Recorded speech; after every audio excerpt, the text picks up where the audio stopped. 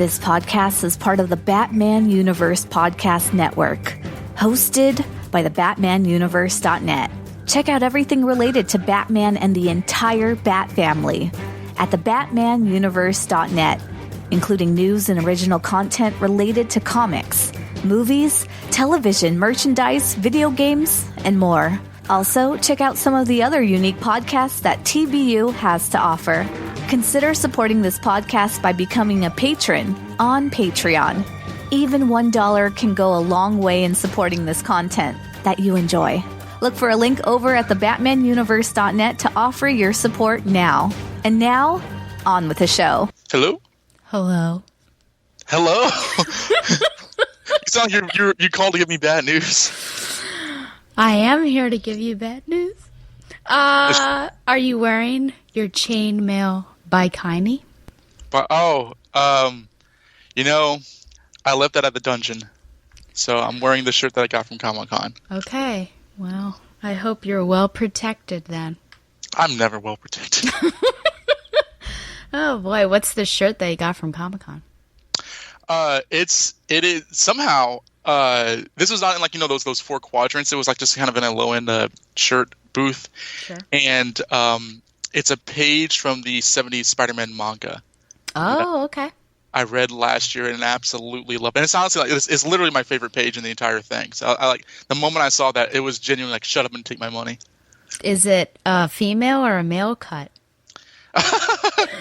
You'd think I'd learn to ask that. But they didn't laugh when they sold it to me, so it fits well. But then again, the last one didn't fit well. But it's a male cut. Okay. Well, I wasn't there to help protect you, so. Protect me, huh? I remember opening my phone and seeing that Picklet comic on my wallpaper, so I know where your loyalties lie. What do you mean? What do I mean? Well, okay. Well, I've got a new game for you. Is that so? Yep. It's called Foreign Bodies. Are you ready for this? Okay. All right. Okay. So this involves body swapping with other people. So Yep. I need you. I don't really need you to, but if you would, what person would you swap bodies with from comic books, from TV or film, and then what opposite gender? Okay, so comic books, it can be anybody in comic books. It can be anybody in TV and film. And then opposite gender, is that real life? Yes, real life. Comic books, I would change to somebody who could fly, because I've always loved the idea of flying. So let's say I wouldn't want to change my skin color. I want to keep it real. Let's say Static, because I read him using his electromagnetic abilities to kind of not so much fly, but hover through the air. And of course, he has this sewer top that he flies through. So let's say Static. In TV and film,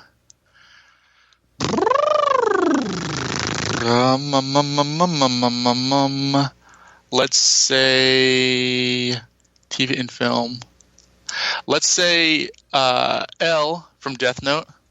Wow. Okay.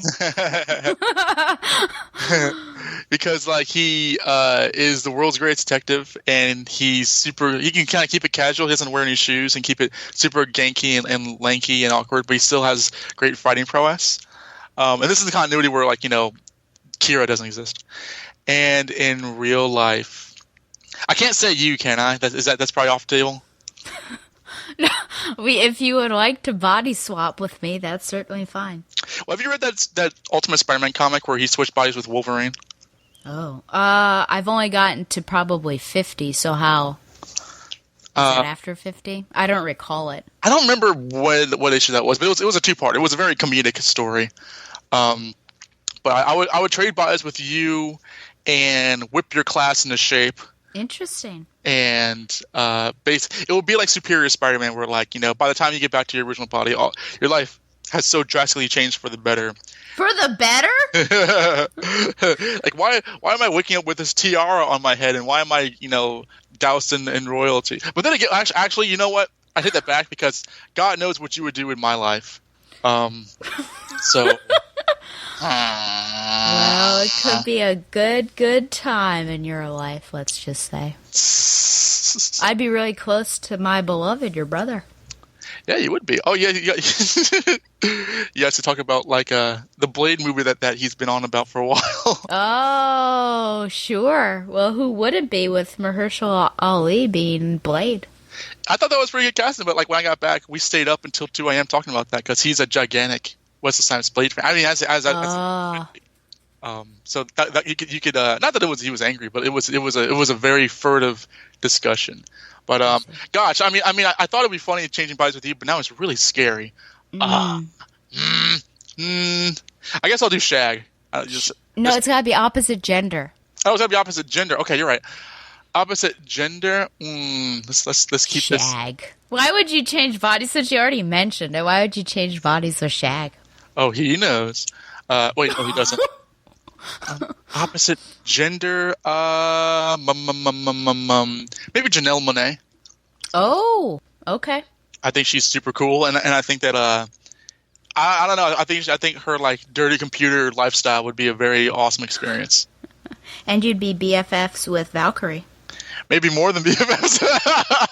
Yeah, it's unknown. I never really understand where their relationship is. They are human beings. That's basically it. Yeah, I don't think they like labels. Well, thank you for playing the Foreign Bodies game. Thank you very much for that was a very interesting thought experiment. So I'll have to play that with my coworkers and see how long it can last before I get fired. Oh my! I think it'd be fine. Gotham City, like any other large metropolis, abounds in girls of all shapes and sizes. Debutantes, nurses, stenographers, and librarians. Gotham City Library, Miss Gordon speaking. Lopez hair removal. This is Jose.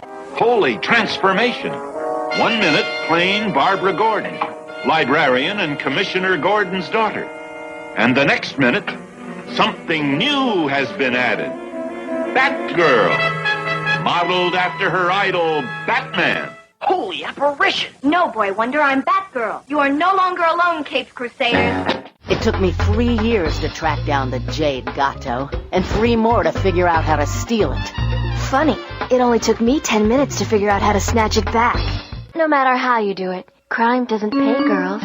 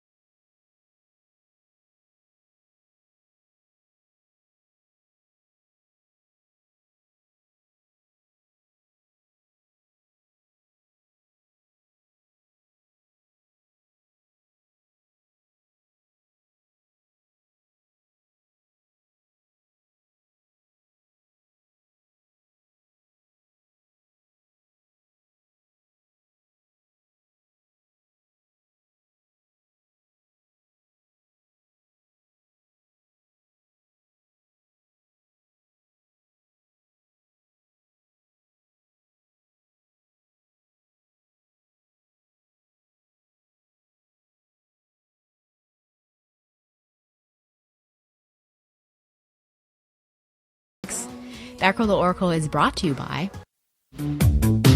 Hello, everyone. I'm Maggie Schaefer-Hames, the better half of Married with Comics and the Rod Pod. A year ago, my husband and I started our podcast as a way to share our love for comics, the myriad surrounding media, and each other. We've paraphrased panels, explained exposition, and commented on all of our favorite comics. But I'm a little bored with that, so I'm gonna go hang with these gals over here for a minute. Hey everybody, this is Barbara from A Gal Walks Into a Comic Shop. In our bi-weekly podcast, my co-host Bob and I cover comics new and old, present comic industry news, and occasionally strain our vocal cords to bring you classic comic reenactments. My favorite comics center on quirky characters and dark, introspective stories, topped with a dollop of the absurd. No bones about it. I love books that feature dogs, too. So, for this roundtable discussion, I'll introduce you to Lucky the Pizza Dog and cover Matt Fraction's groundbreaking Hawkeye number 11, Pizza is My Business, published in 2012 by Marvel Comics. Hi there, folks. This is Elaine of Batman Books The Dark Knight in Prose and of Gothamites Anonymous. The issue I'm bringing to the roundtable discussion will be the 2017 special Batman and Elmer Fudd, because how could I not? Salvete omnes, mihi nomen est Stella, and I am the host of Batgirl the Oracle, the Barbara Gordon podcast.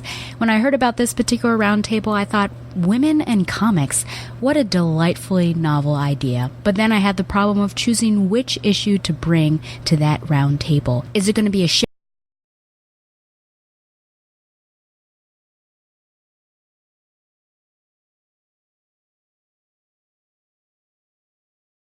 be one that showcases that Batman is in fact a jerk? If you leave your towels on the bathroom floor, we start getting that mildew smell. Have a little common courtesy for the rest of us. The bat signal. But when it came down to it, I knew that I had to go with the deeply meaningful Batgirl Volume 3, Number 3 by Brian Q. Miller. And I'll be shamelessly using this opportunity to finally get other women's opinions on Alan Moore's Swamp Thing, issue number 40, The Curse, a man's take on women's issues. Join us for Square Women Round Table, a vanity project of Married with Comics, coming to all your podcatchers in September 2019. It's hip to be square. It's hip to be square. Batgirl the Oracle is also brought to you by MileHighComics.com, your new and collectible comic book store. Mile High Comics has an inventory of over 5 million comics from the gold, silver, bronze, and modern age, and over 100,000 trade paperbacks. If you're not into the vintage stock, Mile High Comics also has a subscription service called the New Issue Comics Express, offering a discounted price for comics ready to hit the shelves. So if you're looking for vintage back issues or a great modern subscription service, be sure to check out MileHighComics.com. Well, this is an important episode, mainly because I'm hitting some new ground in the 2000s, and I'm looking for a potential semi-regular co-host, and even more semi-regular than Tom Panarese, because I knew that was going to be just a few episodes here and there. He only has one more time left with me on the show, and so I'm in the interviewing / auditioning process. And, of course, the first person that I have to interview / audition is this guy. Now, he's a little, he feels morally, what's a good word? He feels offended that I even need to go through this process, but it's pretty important because he would be on for quite a long time, longer than Tom. So please welcome back to the show, and I need your help here because we're going to have to grade and value him, as many people do to other human beings, after his performance to see if he deserves it. It's Donovan Morgan Grant. My life is but to serve you, my liege. If only that were true, then the No Man's Land discussion would have gone completely different. See, that was then. And this is now. We are in the future. As you said, we are in the year 2000. This is the new millennium. The possibilities are endless in this future of almost 20 years ago. I refreshed. I was in Spain, as you know, and I was telling my friend, lots of Josh and Don's stories had come up during our time together, and I told her all about that particular time and that we recorded and we lost all that data, and then I said, we were worried what would happen because we had a good flow going, but it turned out to be okay, and we cut some fat, and still some of the hilarity ensued, especially with the Two-Face. I was ill-prepared even the second time for it to happen, so. I remember your face. It was fun to record in person. I think that's something that you can't replicate. I agree. Was that the first time we've done a comics review in person together? Might have been. No, that was fun. We should do it again in Kentucky. I know. Yeah, let's just all go over there. Well, this time we'd have to have, I guess, Josh, though that would be, once you add him into the mix, That'd be very distracting. He never fails to, whenever Harry and I meet together in San Diego to record, he never fails to, crash the recording. Not crash the recording like the audio, but, show up out of nowhere to surprise us. And this time he, genuinely scared us. He, just burst into the desk. Yes, we have a good groove going, and who needs him? Who needs him? I don't know. Well, he's with Spoiler Kid, so. More like Spoiler Teen, I think. It's true. He is a teen now. I don't know. Does it change now? Do I need to change his super heroic identity? I mean, he's still thanking people for spoiling things. So that is true. I don't know. Yeah, he's unless he starts wearing an open vest, large collar, and calls himself, I don't know, Spoiler Wing or something like that. He's still Spoiler Kid. Okay. I guess we'll revisit once he's Sweet 16 or something. I guess. Well, actually, this summer, a lot of stuff happened. A lot of stuff happened to us individually as well as together, but separately. I, of course, went to Europe, which I think I'll probably save that discussion for when I'm not with a co-host. I will say, though, that my shipping powers activated, and my roommate told me I was insane.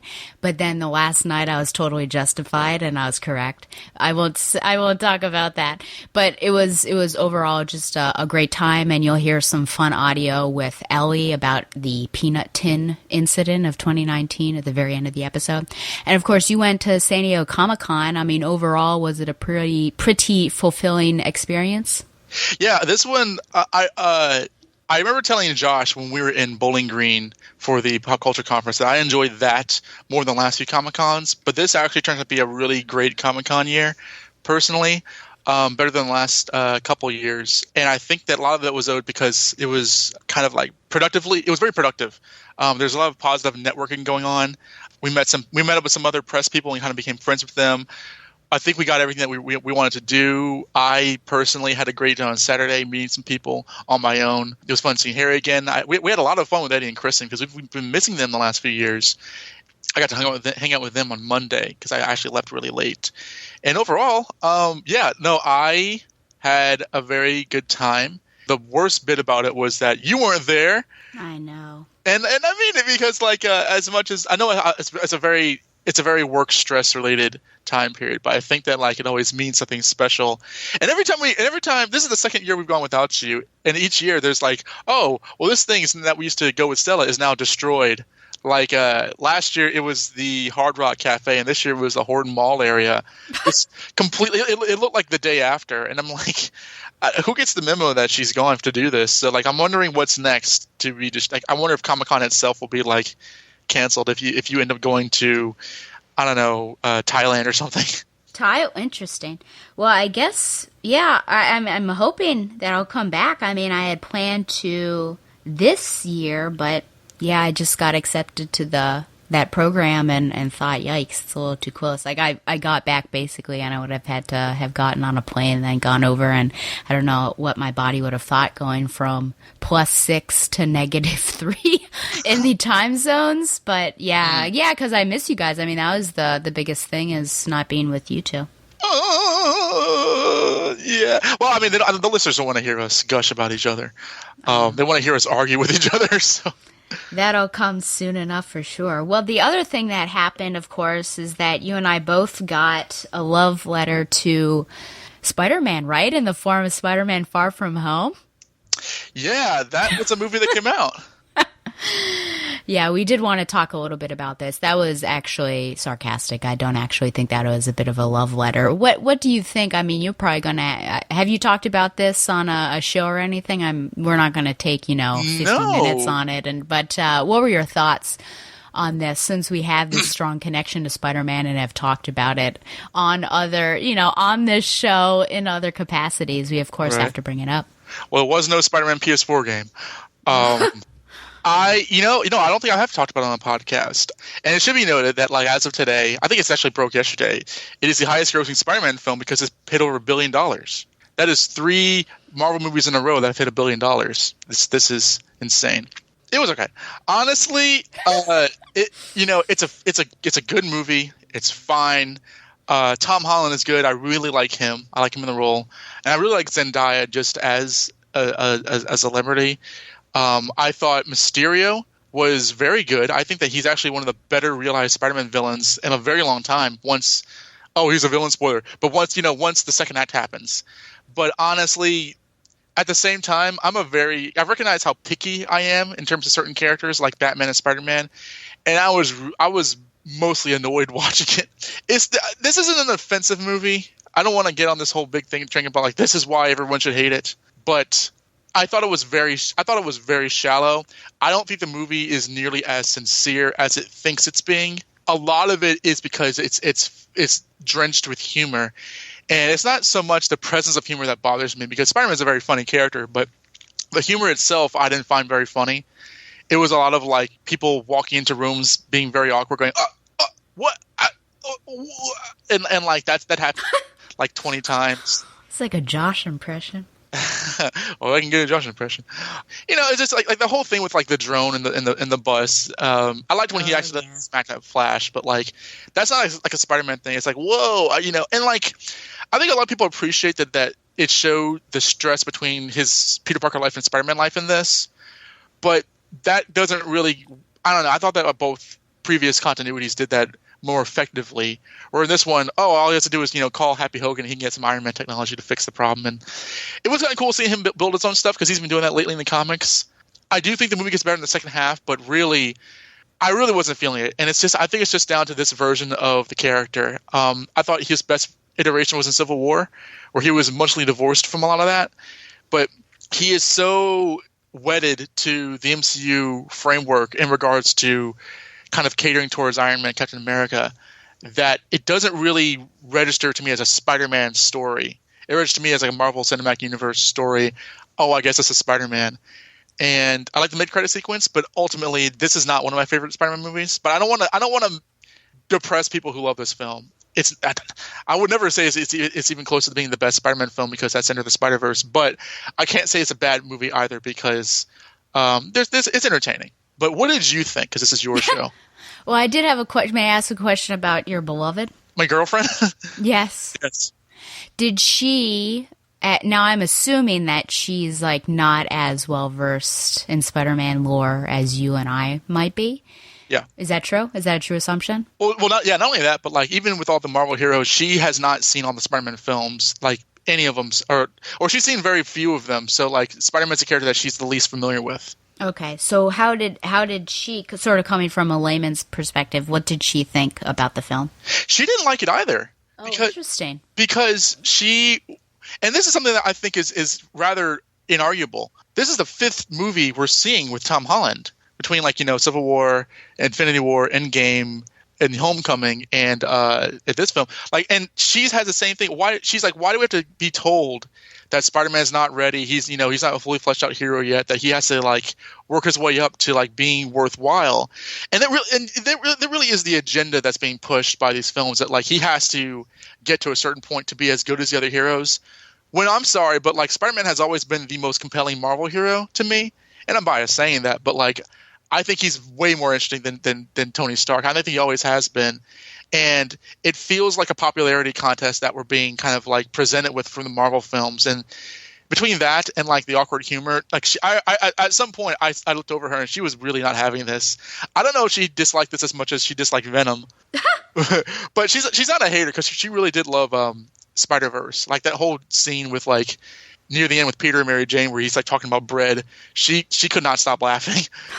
But we were kind of on the same page. Whereas is that like this film was just kind of annoying to watch at times, and the next day I think was the 4th of July, and she said that like in between that and when we met up again, she watched the first Raimi film, and she understood who J.K. Simmons was, and she liked that better because she thought that was just a lot more earnest and kind of like believable. It was less like awkward, and yeah, I just think that like the Marvel films sometimes just throw out humor as a desperation because they don't know how else to keep their audience's attention, and that is in bad faith towards the service of the characters at times. So yeah, no, we were on the same page. We both didn't care for the film, to be honest.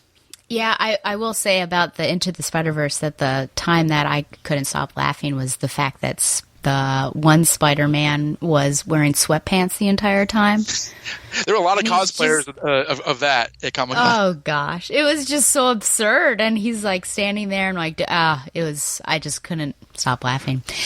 Yeah, so man, we came off of a really good Spider-Man year. I feel we had this wonderful game that, for a quote-unquote video game, which everyone's, video games, was so well done. It was more like you were reading the comics, you were watching a film. It had that cinematic experience. It really drew you in with its tough, topics of family and relationships and mentorship and things like that. And then we had Into the Spider-Verse, which again, still has some humor attached, but has some really deep messages, is exploring a character that we've not explored before, has family issues, gets to bring in other characters that we've not seen on the screen before. And I think that was a true love letter to the fans and Spider-Man history, and just seeing how well done that was. And of course, it rightly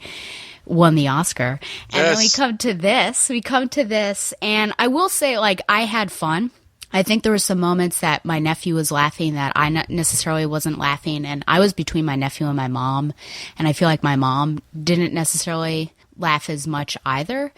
And my fundamental problem, well, I will say, I'll start with the positives first, that I love Mysterio. Venom's my top Spider-Man villain, but Mysterio I've always thought he's like really up there for me. And watching, my favorite scene, I think, of the whole film is when Spider-Man goes to that building to, as far as he knows, talk to Nick Fury and Maria Hill. And then that's the first time that really you see Mysterio's quote-unquote power unleashed with all the illusions and everything. And I thought that was really well done and really got what and who Mysterio is. And I felt I was almost getting nostalgic and flashing back to the 1990s Spider-Man animated series and everything. I just thought that was really well done. But my main issue, which has been the main issue with this iteration of Spider-Man, is the absence of Uncle Ben. It's not talked about. And in lieu of that, we're putting these father figures in there to act as mentors to him. And so Tony Stark was a huge thing. I mean, it's all about, how do I live up to Tony Stark? People are asking him, are you the new Iron Man? All of that stuff, which, I guess you can see we do have to visit what is the Marvel Universe now without Tony Stark.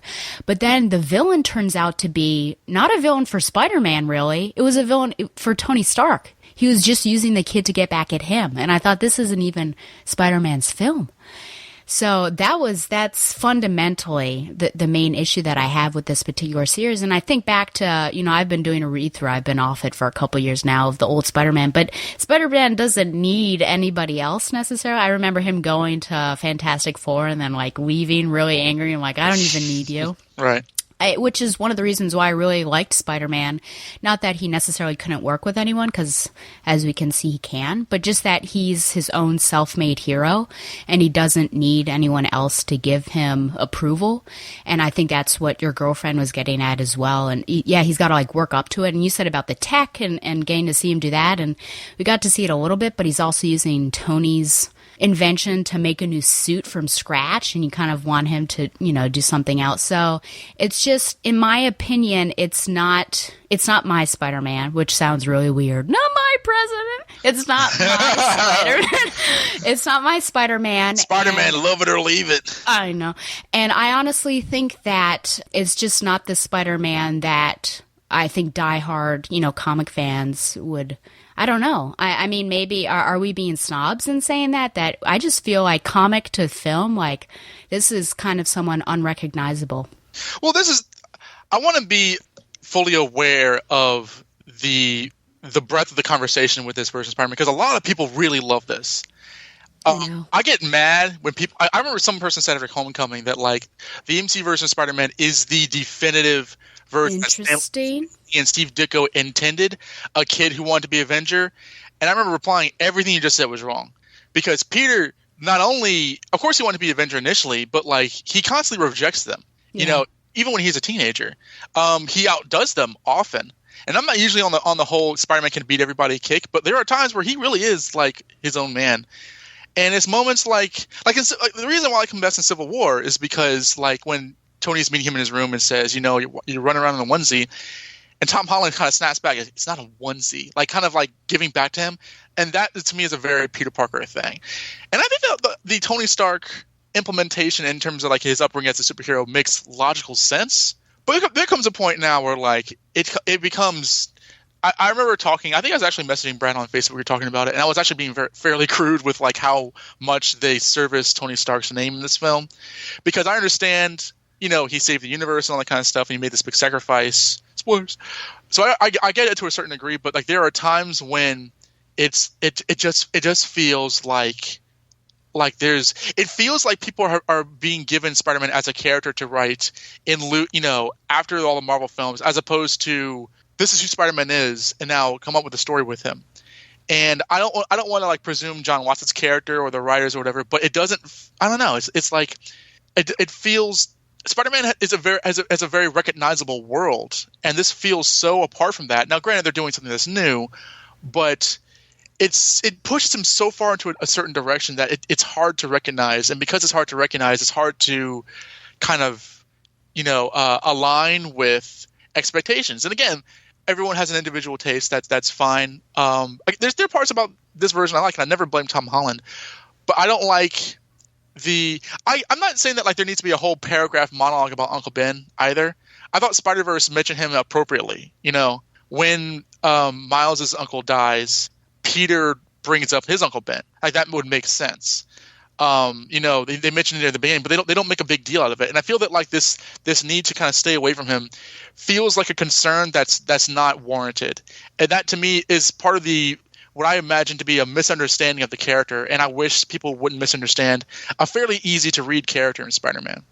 It's so part of who he is. I mean, you can skip the origin story, but I think the fact that they don't even mention him, I think is just really, it's a travesty. I think that's just completely arrogant, because it feels like they don't want to get into. Spider is a very fun, kid-friendly character, so they don't want to bog you down with a lot of pathos.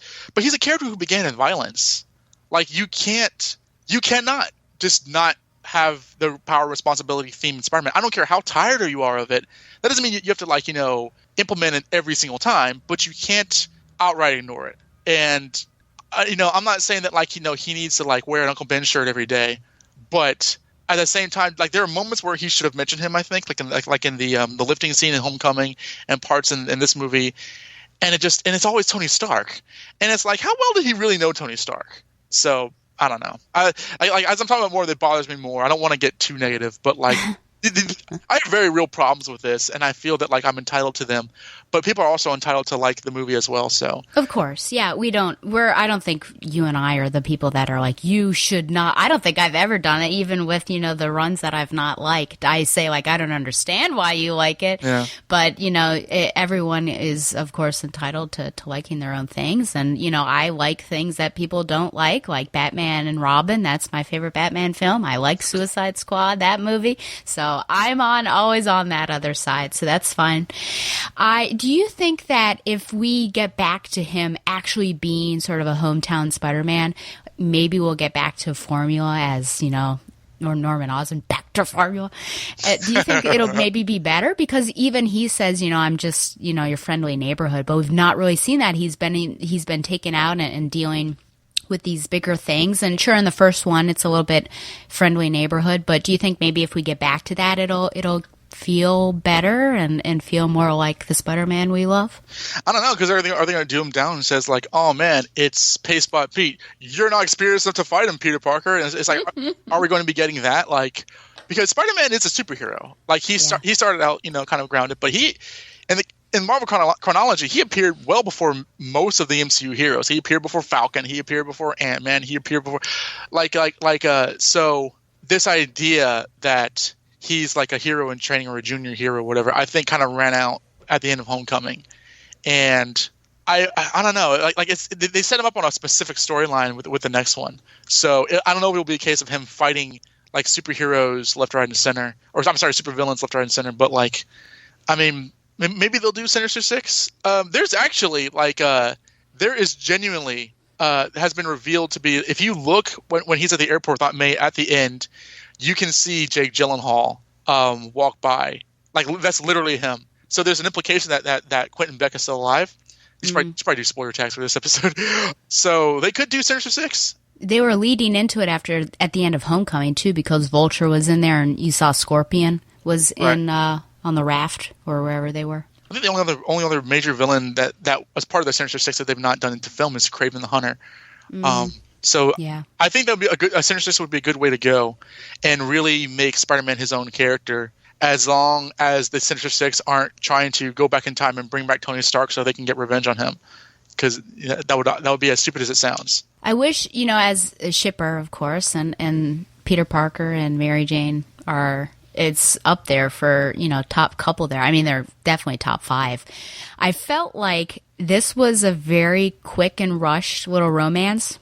And I think maybe I felt that way because it seemed like maybe a lot happened off panel land. Everyone came back after the 5 years, or, the disappeared came back, and then all of a sudden he has feelings for her. And then, of course, they get together at the end, which is great. But now that this has been revealed at the end, that now everyone potentially knows his identity, I feel like the obvious thing is for him and Mary Jane to break up. So, that was a little frustrating because I just felt like, oh, well, that's going to happen. Did you have any thoughts about how they did that relationship? Well, she's not Mary Jane. She's MJ. Yeah. Yeah, okay. I agree because, like... Thank you. I mean, because, like, in the last movie, like, she was kind of a cameo and he barely seemed to acknowledge her. In this one, It's like, I got to tell her how I feel. And I'm like, what? Like... I get that he goes from girl to girl, but like genuinely, she wasn't like his friend. And then this one, it's like we've been leading all up to this, so that it was rushed. Clinically, it was rushed.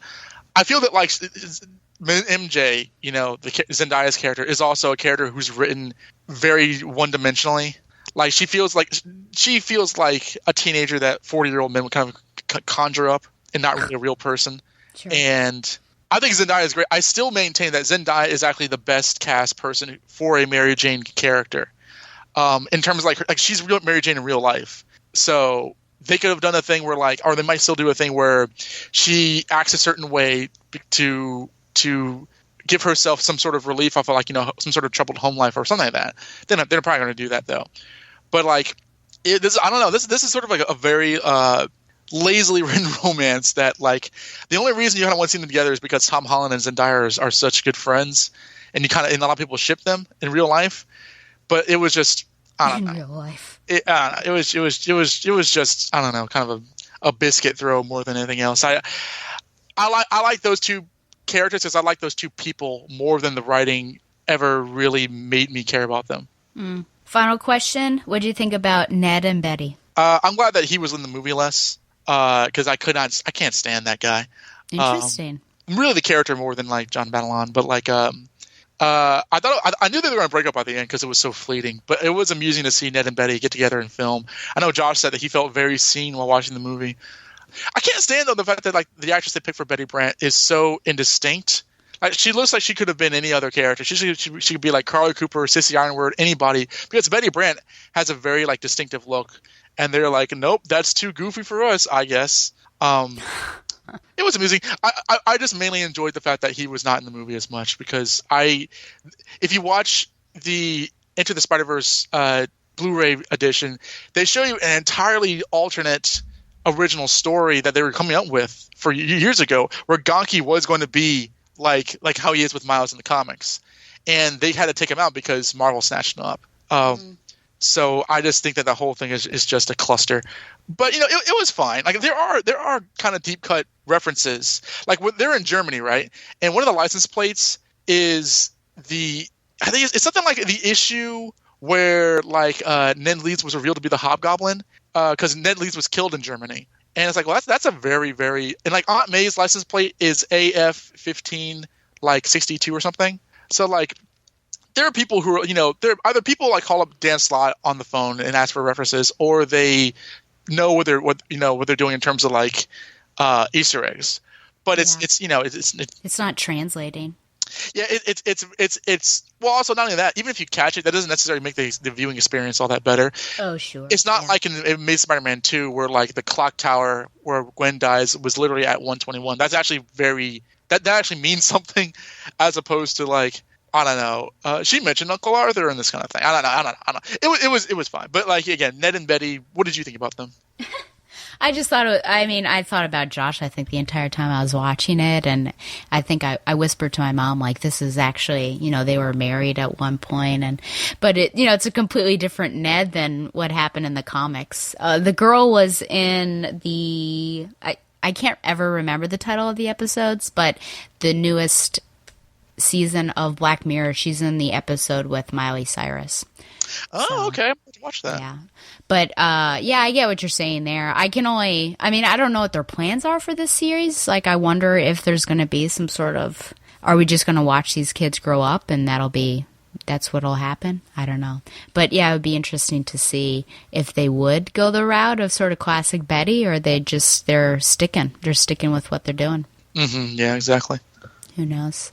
Well, yeah, this is just Donovan and my opinions on it. So please, have your own. If you have any comments or complaints about what Donovan has said, you can, of course, email him, or you can email me. QNoAnswers@gmail.com. Or you can email me and I'll forward it to him. The final thing I wanted to talk about, of course, before is the last exciting thing that happened, which I could probably talk about for a half an hour on my own, and I warned Donovan about this. I won't talk about for a half an hour. I warned him. I said, just be patient. But the USA women's national team won the FIFA World Cup 2019, which was super exciting.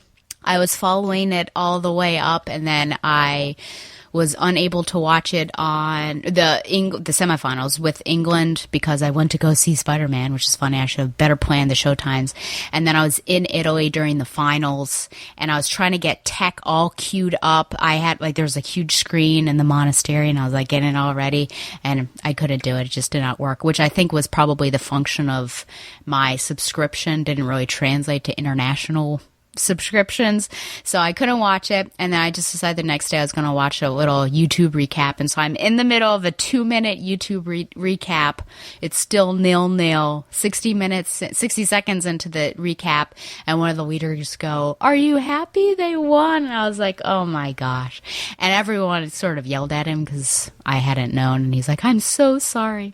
I told him that I normally hold grudges against people, but since he was a recent acquaintance, I wouldn't hold it against him. But this time, this was just exciting. It was full of drama in the sense of just really good gameplay, and I was getting nervous at certain things during the England match. Everyone was freaking out because Megan Rapinoe was not on the starting lineup. She wasn't even working out, and Jill Ellis, the manager, i.e. the head coach, is not answering questions. But then you've got someone who comes in and is able to squash it right away because she does a header. Now I've forgotten her name, but she does a header and oh, well, I guess it's okay that, my gosh, that's terrible. But anyway, so all of this stuff, I didn't have as much trust in the goalkeeper. Then the goalkeeper has this amazing save against a PK and just wonderful stuff. But then on the other side, people are, outcries against some of these ladies because, number one, Megan Rapinoe, she doesn't sing during the national anthem, which is in support of Colin Kaepernick and of course, what he does, and which is, of course, in support of police brutality, yeah, I guess I could say in a broader sense. And you've got an interview going back a couple months that was just dredged up which was Megan saying that she wasn't going to the effing White House. And then there was a Twitter war, and, Donald J came on and everything. And then they, in the qualifying, they won 13-0 against Thailand. And they're like, that was excessive. Why are you doing that? They were called arrogant.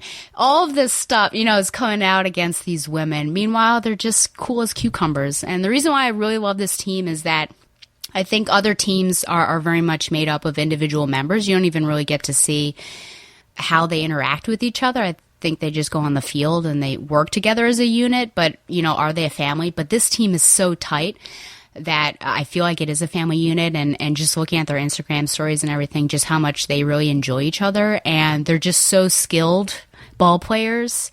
And the 13-0, yes, that was big. There was an 11-0 deficit with Germany a couple World Cups ago. But at the same time, if you respect your opponent, you're also not going to play keep away and just pass the ball around on the field, because that would be completely terrible. And you're going to give them your all. I know that the other thing was, of course, the celebration. And then you've got these women just fighting for equal pay and just really... I just think that it's an amazing team. And again, I could talk about lots of social issues. I think that's another thing, is just that these women are really at the forefront of not only sports, but they're pushing boundaries, they're breaking glass ceilings, and they're social justice warriors, as Josh likes to say, But who do they think they are? I know. Yeah, you kind of wonder. Kristen Press is what I was thinking of. Some people, I read an article, and it was like, the title of it was Why I Didn't Want the U.S. to Win. And so I'm reading this hate article, and I thought, this sounds like a man. Is it from Russia? And I read the whole thing, and then I got down, and I was like, yeah, it certainly was. And so, it's, I've heard some things that this team has brought the nation together, others that we were rooting for them to lose. Oh. It's kind of, but I think the excitement of having a team, because the men are pretty garbage. They didn't even make qualifying last World Cup last summer. They didn't even make qualifying. Come on. This is the first time since like 1986. So we had something to really root for. And when it's on the national stage, I think you really gather around these people. So I was just super excited about the FIFA World Cup and the ladies winning. So awesome. Yeah. I was really only aware when Megan Rapinoe, is that how you pronounce that? Yeah. Yep. It's like making headlines because about that White House quote and stuff like that. And I remember seeing someone on Twitter saying, I just think that they're being arrogant, which was a classic misogynist thing to say.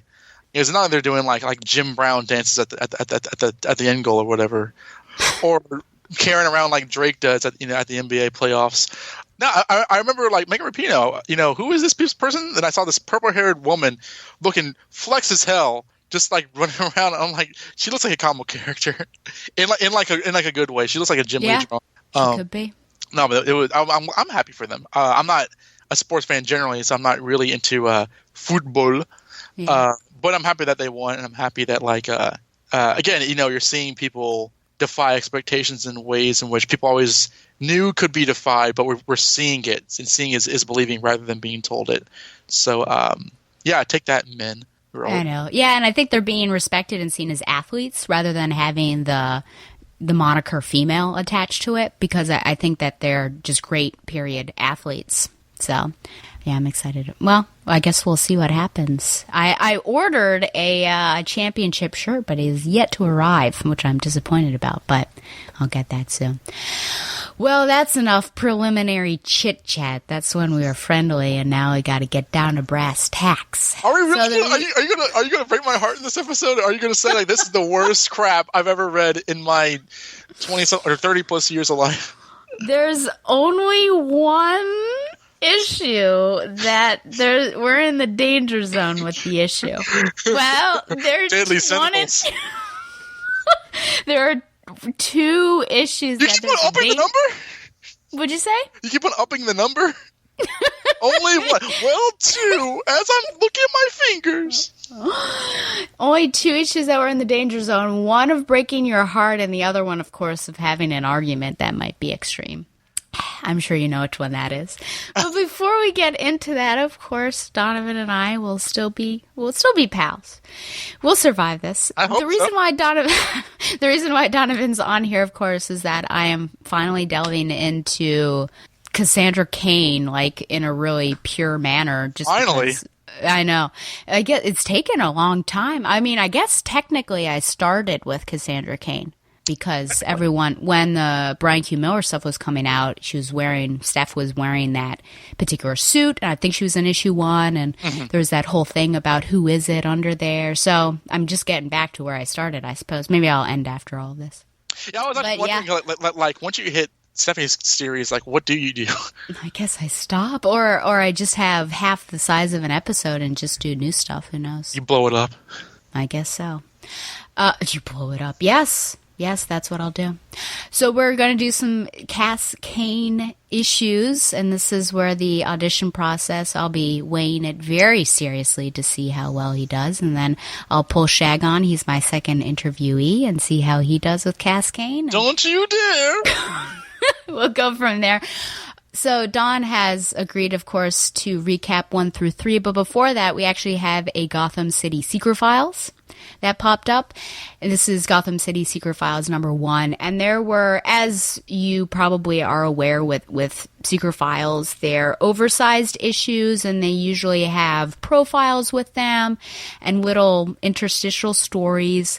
There's really only, I would say, 2 stories in here, maybe 2.5. Yeah. But we're only going to cover 1. Which was the main one, which is good because it's Cass, of course. I'll talk about the other 2, but really for our purposes, I think it's not really necessary to go into much about this. So, okay. So this issue, the cover date was April 2000. And we're going to start with Night Games, which is the story that we'll actually look at in its entirety. Writer Scott Peterson, penciler Paul Ryan, inker Walden Wong, and colorist Laverne Kinzierski. Catwoman comes across Batgirl, aka Cassandra Cain, in an alleyway, taking down some thugs, and she is impressed. She can tell that Batgirl doesn't recognize Catwoman and takes her out on a mission to follow a man, which quickly escalates into one of those annoying missions in video games where you have to protect someone as they walk straight into danger. I know. Do you know what I'm talking about there? Elsewhere, Batman checks in with Oracle to see if Batgirl is back yet, but Oracle isn't concerned. They go through a checklist of Cass's attributes, and both decide that she can understand people better than anyone, which is interesting. Back with Catwoman and Batgirl, the man arrives at Cathedral Square and hands over blueprints for every major new building in Gotham to Penguin. Batgirl fights off the thugs while Catwoman burns the blueprints, because she wants a sporting chance to break into the buildings and also wanted an audience for tonight's escapades. Catwoman takes her leave, but she plans on following Batgirl to get some information on her, but Batgirl catches her.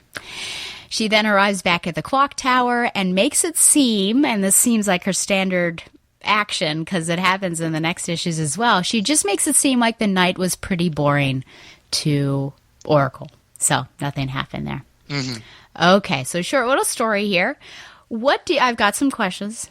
What do you think are Catwoman's motivations for getting Batgirl to go with her on this particular mission? I think there's an element of Catwoman that we see around this era, a little bit before and a little bit after, who she, as much as Selina Kyle is a very, like, independent character, she entertains herself by kind of interacting with the Bat family from time to time, and she genuinely is interested in what they would say to Batman. I know it happens in Nightwing number 50. I believe it's happened during Contagion, where she was in that snow costume with Tim Drake. That like was like a toy. I don't know if she reacts with spoiler, but like it's kind of a every now and then that kind of happens, and I think that this looks like a new Batgirl. And I can tell that she's very new. She doesn't know who I am, so let me kind of make a certain impression. And I'm not saying that she's trying to impress them or whatever, but she's just trying to size them up. And Selina just kind of gets her kicks that way. So that's what I think. What do you think? Yeah, I wondered about this. It seems like something that Selena does consistently do. It's almost like she's hazing each member of the Bat family, like, oh, you're new. You should come along with me for a while. And I think she can only do that outright, like at the very beginning when she meets them, because afterwards, probably, you know, if they report to Papa, then Papa is going to say, you know, you need to stay away from Catwoman. She's dangerous. So she only has a little bit of time to do that. I remember that episode of, I think, the new Batman Adventures, where she has a team up with Nightwing, and am I recalling correctly? And, yes. And Nightwing, you know, he scratched my back. Kind of almost wants to, do it because Batman doesn't like it, that kind of thing. And so it reminds me of that. I also wonder, you know, if potentially, you know, she's a fun time gal, but I feel like sometimes that can get old, and I wonder if there's maybe a loneliness factor, and it is fun to have a little sidekick for a little bit. And it seems like they're doing good, you know, superficially, because they are protecting that guy, and then, you find out that she actually burned those blueprints, and it seems okay, but actually she just wants the challenge, so it seems right up her alley. So, yeah, it's an interesting one, and I think Cass, or this Batgirl at least, is such an enigma that it's a way also, just like Cass uses body language to figure people out, I think Catwoman can tell from a mission about a particular person as well, because she seems pretty intuitive. So, do you think Cass really doesn't know who Catwoman is from the outset? This is, of course, the whole thing is narrated from Catwoman's point of view, and she says, I don't think she knows who it is, and, you know, this will be fun. But what do you think? Since we know Cass pretty well, do you think this is accurate? Like, when you say no, she is, like, do you think she would see her, this person is Selena Kyle, this is or do you like know the Catwoman in Gotham City is a notorious jewel thief, like that? Or maybe in between that, I don't know if necessarily you're a hero, but like I can see that maybe something is off, like reading her body language. Because why else would she know that she was about to follow her, like that sort of thing? She knew she was up to no good. I don't really, to be honest, I'm not sure what Cass's read of Catwoman is in this issue, but I do think that it's very basically, you know, she knows that Selena's ultimately a good person, which is why she goes with her. Otherwise, like she would like fight her. But she also knows that like Selena is not the kind. I think she's demonstrated that Selena is kind of the kind to kind of follow her own goals, and so. And also, like she can kind of, you know, she was trained in tracking people, like manhunting, so she can kind of see. I think she can kind of like predict that Selena was going to try to tag her just for a little bit, and knew that she shouldn't do that. But I'm not sure. I think she generally has. This is the first time she's being made aware of Catwoman. We see later on in her series, like in like issue 6 or 7. There's a quick scene of Oracle saying, "Okay, this is who this person is. This is who this person is." So like, I don't think she's been given like the alphabet introductory pamphlet of like, you know, heroes and villains in Gotham City yet.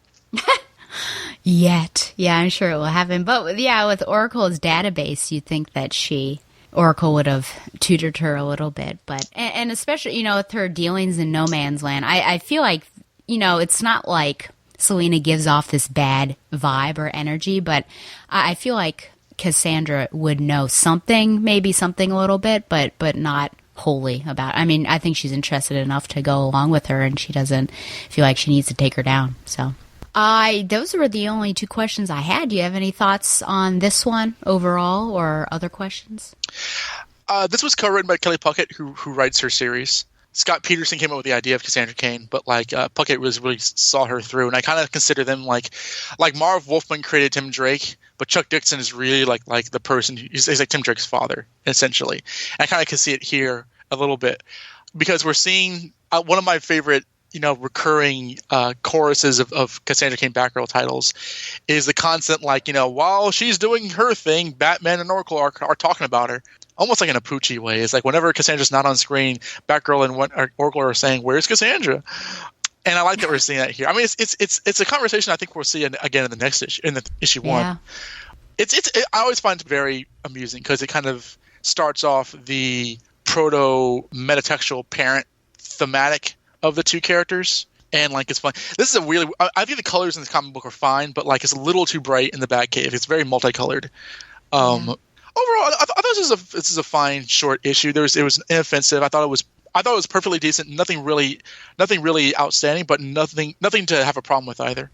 Yeah, I agree. I think it's also a lighter tone discussion between Babs and Batman, whereas I think it'll get a little heavier later on with these issues that we will soon do. Yeah. And I like that. I feel like Oracle, I'm always going to be on the side of Oracle, but I feel like she understands Cass a little bit more.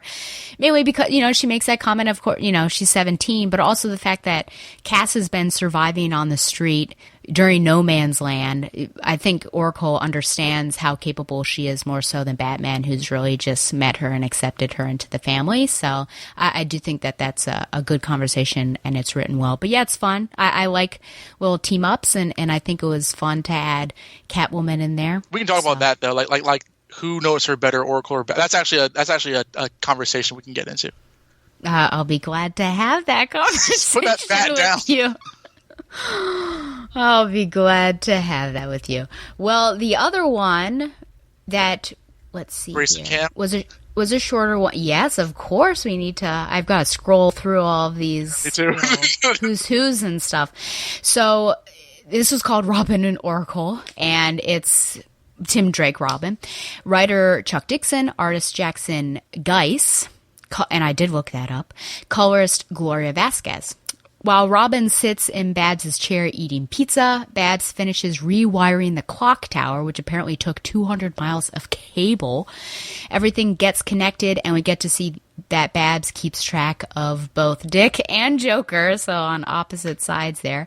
Robin mentions some files that she has that he's interested in. He taps into the JLA one, and then a giant John Jones head pops up basically and asks like, who are you? And Oracle says, nothing's off here, but Tim's a little startled. So it's a fun little one. I like it just because I think Tim and Oracle have this relationship that is unique to the Batman family. I think this is true with all of Oracle's relationship with the different members, but this one I think is of mutual respect. And even though he's years younger than her, obviously there's no romance going on, but I think they're practically equal, technology savvy wise, intelligence wise. I think that they just regard and respect each other in that way. And so I think that's fun that he was there to help her. And then you get to see the Grayson cam, of course, which he doesn't even ask any questions on. So good for you. And then you see, of course, that Joker is also someone that is still important to her. And then the John Jones thing was just funny just because I think Tim got really excited to see some JLA files, and then John pops in and everything. So you can still see that while it's Oracle, friendly neighborhood Oracle, that she still is tapped into the JLA. So you still see how important she is. So this was fun for being 3 pages? Yeah. It's a almost like a news strip kind of. You have any thoughts? No, I like it too. This is the kind of story that Dixon does. He just writes very character-focused pieces. There's no crime going on. I mean, I don't even know why Tim's dressed up. I just probably just tell us that he's Robin. He probably thinks she doesn't know, but she probably does. Oh, that's a good point. Yeah, I don't know when she learns he's Tim Drake. Does he call him Tim in this story? No, she calls him Robin, I guess. Yeah. But I like the furthering of their relationship. We've talked about their relationship since like the Robin comics where he was fighting like Maxie Zeus. And that's been kind of developing since. And I don't tend to see Barbara and Tim's relationship as like familial as I do him and Dick. Like him and Dick are brothers. I don't necessarily liken their relationship to a older sister younger brother thing as immediately. I mean, I'm not saying it can't be that, but they have a very friendly relationship together that I think is always done. Is always kind of centered by their technological acumen. Mm-hmm. And I do remember reading these stories where he's hanging out with her in the clock tower, and they're just kind of like they're just chilling. It's like, oh, I'm not doing anything right now. We want to eat pizza and talk computers, and I think the artwork's really good. I think it's funny like seeing like Oracle kind of wheel in saying no, like from outside the room. No, yeah, this was fun, and again, like this is a Chuck Dixon like just classic move of just having the characters exist in between the lines, as it were. And the Grayson cam is just like that looks like that's like right out of the Nightwing. That's just classic Chuck Dixon, Barbara Gordon, I think.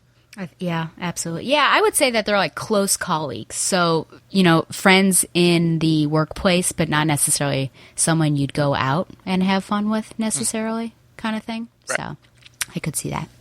Well, the last story we're not going to talk about, but I'll at least tell you about it. It was called The Lost Pages, Skullduggery.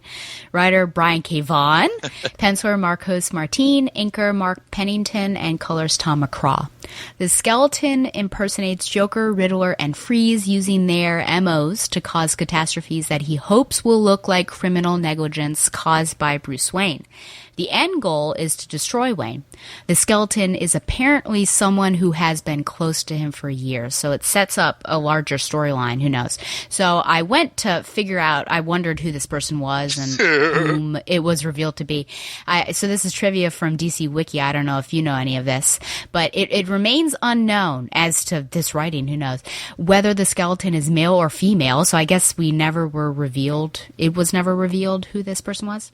In the narrative for Skullduggery, the skeleton claims it was easy for someone in my position, implying that he or she is someone well-known and well-respected in Gotham City, to get hold of the patient records for the villains that he or she poses as in the story. The skeleton is also shown to have files for Two-Face and Scarecrow. In his introduction for the graphic novel Batman False Faces, in which Skullduggery is published, Brian K. Vaughan said that he would maybe unmask the skeleton to, quote, the first person who finds the obscenely juvenile punchline that I hid somewhere in the story, end quote. At the time of writing, it remains unclear as to whether the prize has ever been claimed. So I guess we'll never know who the skeleton actually is. Yeah, I remember reading this story, and I'm like, I don't know, who is this? And I looked it up too, and like, this is the last time we ever see him, which is hilarious. Yeah. It's an intriguing, beguiling thing. I mean, he basically turns into Hush, right? Because Hush had the same MO or a similar, like it, yeah. A similar one. Oh well. What are you going to do? I know. There also in this issue is a recruitment poster with the Commish Gordon, Detective Montoya, and which I guess would be pre her coming out of the closet, right? Still in that era, aren't we? Oh, big time, yeah. And Lieutenant Bullock. There's a Catwoman movie trailer, which was weird. An interview with Leslie Tompkins and Man on the Street. And, of course, several different profiles, a couple of which I had never heard of, so they were interesting. But that's basically... There was something I wanted to say. Let me pull this little guy up. I'm glad I made a note about it. I almost forgot. Let's see. Let me find the Huntress profile. There she is, the first one. Okay. It says... Oh, you're excited, aren't you? Yeah, I'm excited because I feel like I'm owed an apology. Aha. It says, isolated and manipulated by the Batman during the course of No Man's Land. Who wrote this? What do you have? What? What do you have to say for yourself, sir? I think manipulated is bull. Because like she wore the Batgirl costume on her own, and he was like, all right, yeah, you can help me. I don't think that I know there was a whole, I knew she would get mad at me and she's doing just what I say, but I don't remember that. I don't know. I'm sure Carolyn Coca can correct me like she did in Bowling Green. Hashtag Carolyn knows. Okay, that's it. That's all I have. Yeah, that is now yeah, thank you. I know. So now we're going to get into the main event of this episode, which is the introduction of Cassandra Cain to her very own series. So Dawn, you take it away. And I like to do arcs, obviously, because if I did individual issues, I'd never finish this podcast. And we're not really doing an arc. Once you read these three, that they're sort of working up to something. You can tell there's a flow, but they're just individual. So what we'll do in this case, which is unusual for my show, is that we'll do one issue at a time. Mm-hmm. So there you go. And these issues don't necessarily have titles. I'll just run through these first three issues. Kelly Puckett, I think Scott Peterson may have co-written the first one, but it's generally written by Kelly Puckett, illustrated by Damian Scott, inked by Robert Campella, colored by Jason Wright, and lettered by John Costanza. Joe Illidge is the editor. Memory: a young girl finishes a rose petal puzzle when she's made alert to mercenaries, and David Kane is setting up a pro-grade camera for high-speed film. The mercenaries are challenged to attack the girl with a knife, and if they don't do so, the girl will cripple them, which she summarily does. In the present, the young girl is Batgirl, training with Oracle, the original Batgirl, as she inputs into her databases. She writes down what she knows and doesn't know about the new Batgirl, about how she can barely know more than 10 words, but she's been trained since the age of 8 years old in the deadly martial arts, but she doesn't kill. Memory. We cut to Vietnam, where one of the mercenaries is beating up just some poor guy when he runs into the young girl again, threatens to kill her, but she runs away and he falls to his knees ashamed. Back in the present, we see a would-be rapist attack a young woman in an alley before he stopped by Batgirl and Batman. Batman shoves the man up to a brick wall, and the young woman runs away just as the young girl did in Vietnam all those years ago. The next day, the new Batgirl is with Oracle in the park, where Oracle tries to communicate with her, but forgets that she really can't do so well. The young girl is plagued with nightmares while she and Batman talk about her future. She's 17 years old, and yet she can understand people arguably more than normal people can because of her skills in reading body language. The next night, Batman tests her mettle and her fighting skills and believes that she's out of shape, but he still manages to cough up some blood. So I guess she punctured his lung, and they both smile about that. I don't know. Right outside, they bonding experience. I know, two for flinching. Right outside, there's an armored truck robbery where a guard is killed and a man is reciting a Serenity Prayer before Batgirl confronts him. It's the same mercenary as in the past two flashbacks, and the choreography repeats itself as he runs away, but the shadow of Batman looms over her, so she grabs the man, stops him, and stomps on his face just as he did the older man in Vietnam, and she knocks him out. At the end of the story, Batman says, "You have one rule. No costume criminals. If someone like, I don't know, Kite Man or something is running amok, tell Alfred and he'll fax me. Otherwise, Gotham City is yours. Remember, on those streets, you are me." And Batgirl caresses his cheek and is like, that's not necessary. And we end with going back to the memory of the young girl covered in blood, having dismantled all the mercenaries. And it's revealed that this is footage from a film strip viewed by a much older David Kane, who rewinds all the way back to the beginning. And that is Batgirl #1. Okay.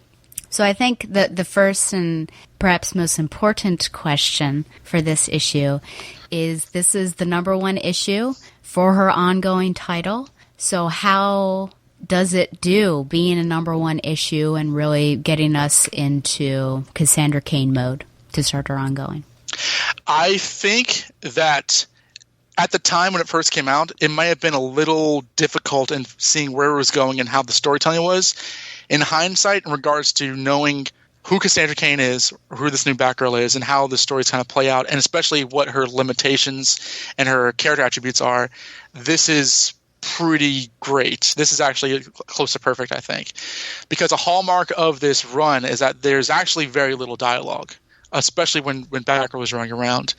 And because of that, the communication skills in terms of the comic book storytelling are very intentionally – they're more abstract than most comic storytelling is. There's a lot of cutting backwards and forwards in terms of flashbacks. There's a lot of like visual cues. There's a lot of like thematic repetition, and all of it is in service of trying to pull out information, right? And the key information that this comic book seeks to deliver is, who is this new Batgirl? Is she the young girl from the flashback?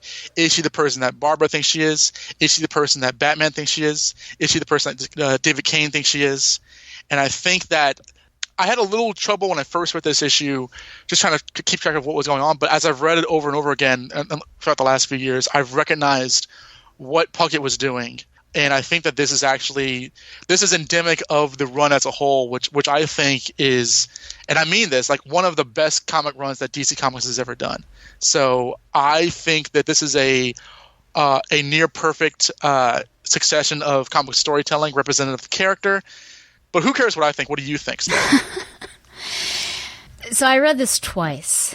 And the first time that I read it, I really did. Well, no, hold on. I read it 3 times because I did that read through several years ago, and I was keeping you a pace of what I was doing.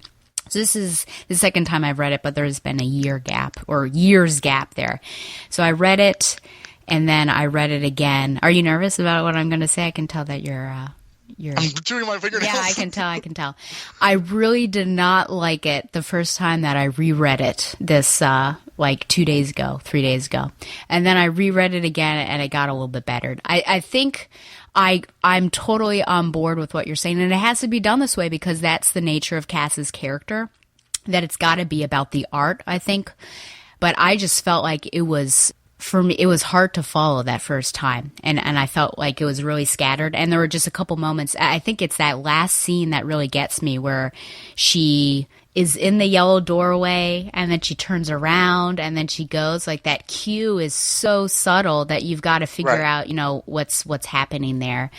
And I'm just thinking about it in terms of a number one, the first time you might be seeing this, seeing, oh, there's a new Batgirl, I want to pick this up, and how easy it would be, and we don't read comics because they're easy, but just to go along with this, and I think that it, in terms of that, I think it does perhaps a poor job. But knowing Cass, I'm totally on board with what you're saying. But it did take me 2 read-throughs this time to really, I think, more fully understand what was happening. And then I really paid attention to your recap, which sometimes doesn't happen, I will admit on air. Not you personally, but just in general, sometimes I zone out during, and following along, I'm like, okay, this makes better sense now. So I got to appreciate it more.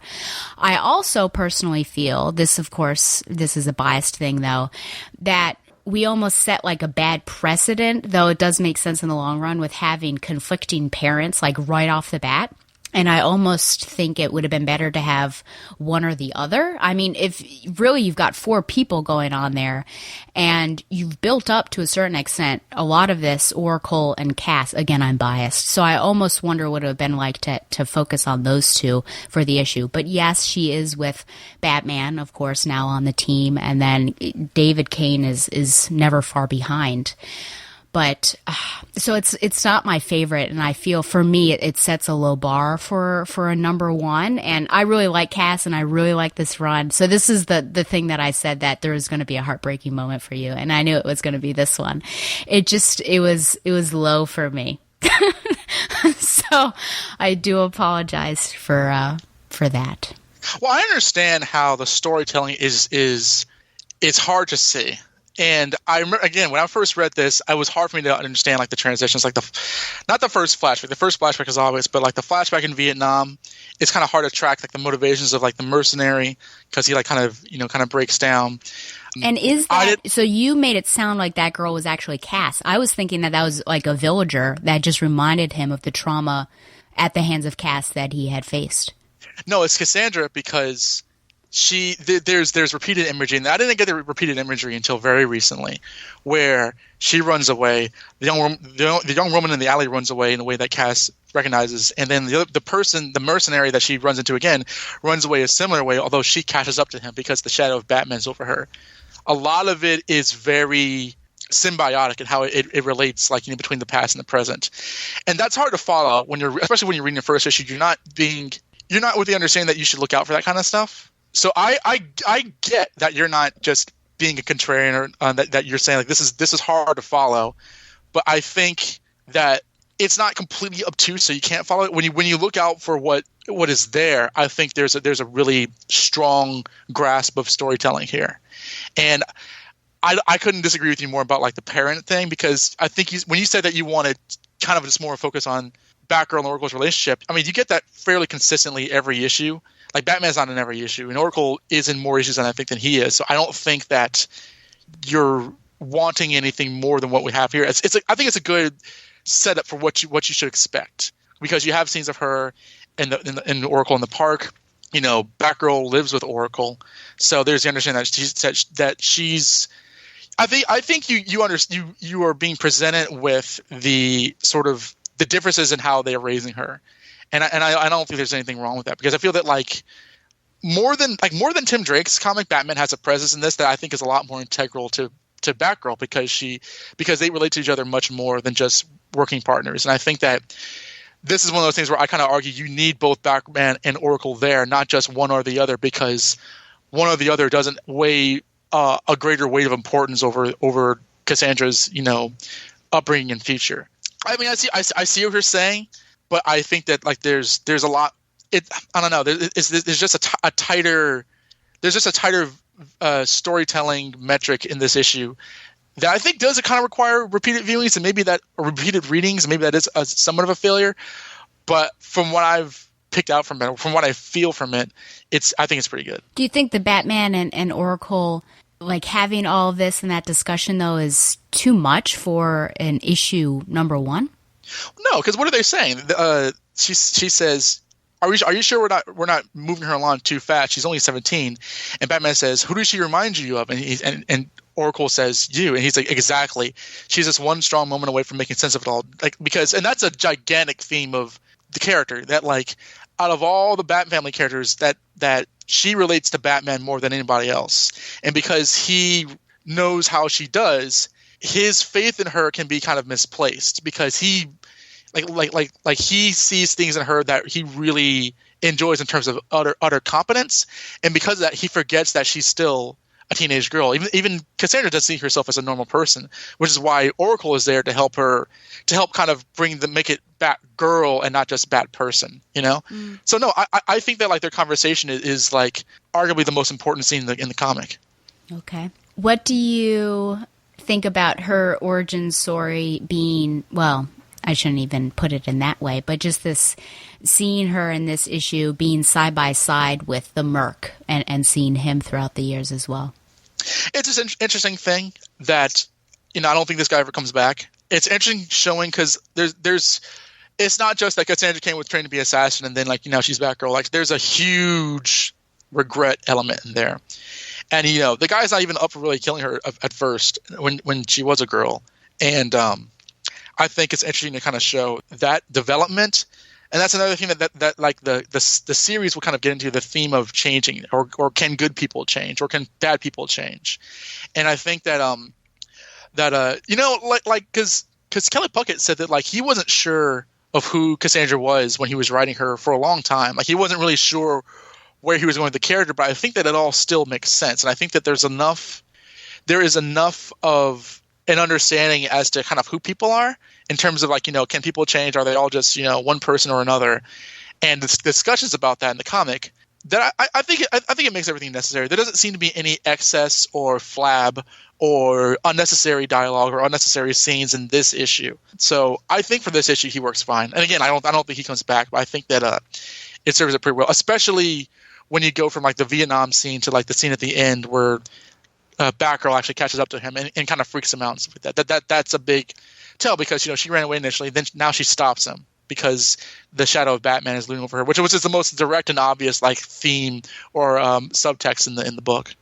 Yeah, and you can see her impact on his life too. So I think that's the biggest takeaway for me. Obviously, is just that she.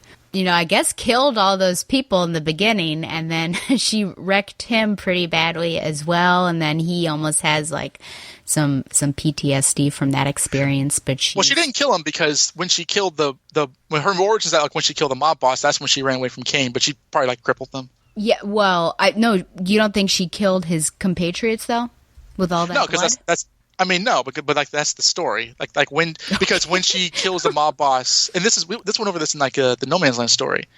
When she killed the mob boss, her body language sensing of the person passing away freaked her out, and she ran away from Kane. Okay, so that would have been the first time you're saying. So this is just a training exercise, and everyone's hunky dory. Yeah, and we'll go into this later stories, but Kane explicitly says that's what happened. Okay.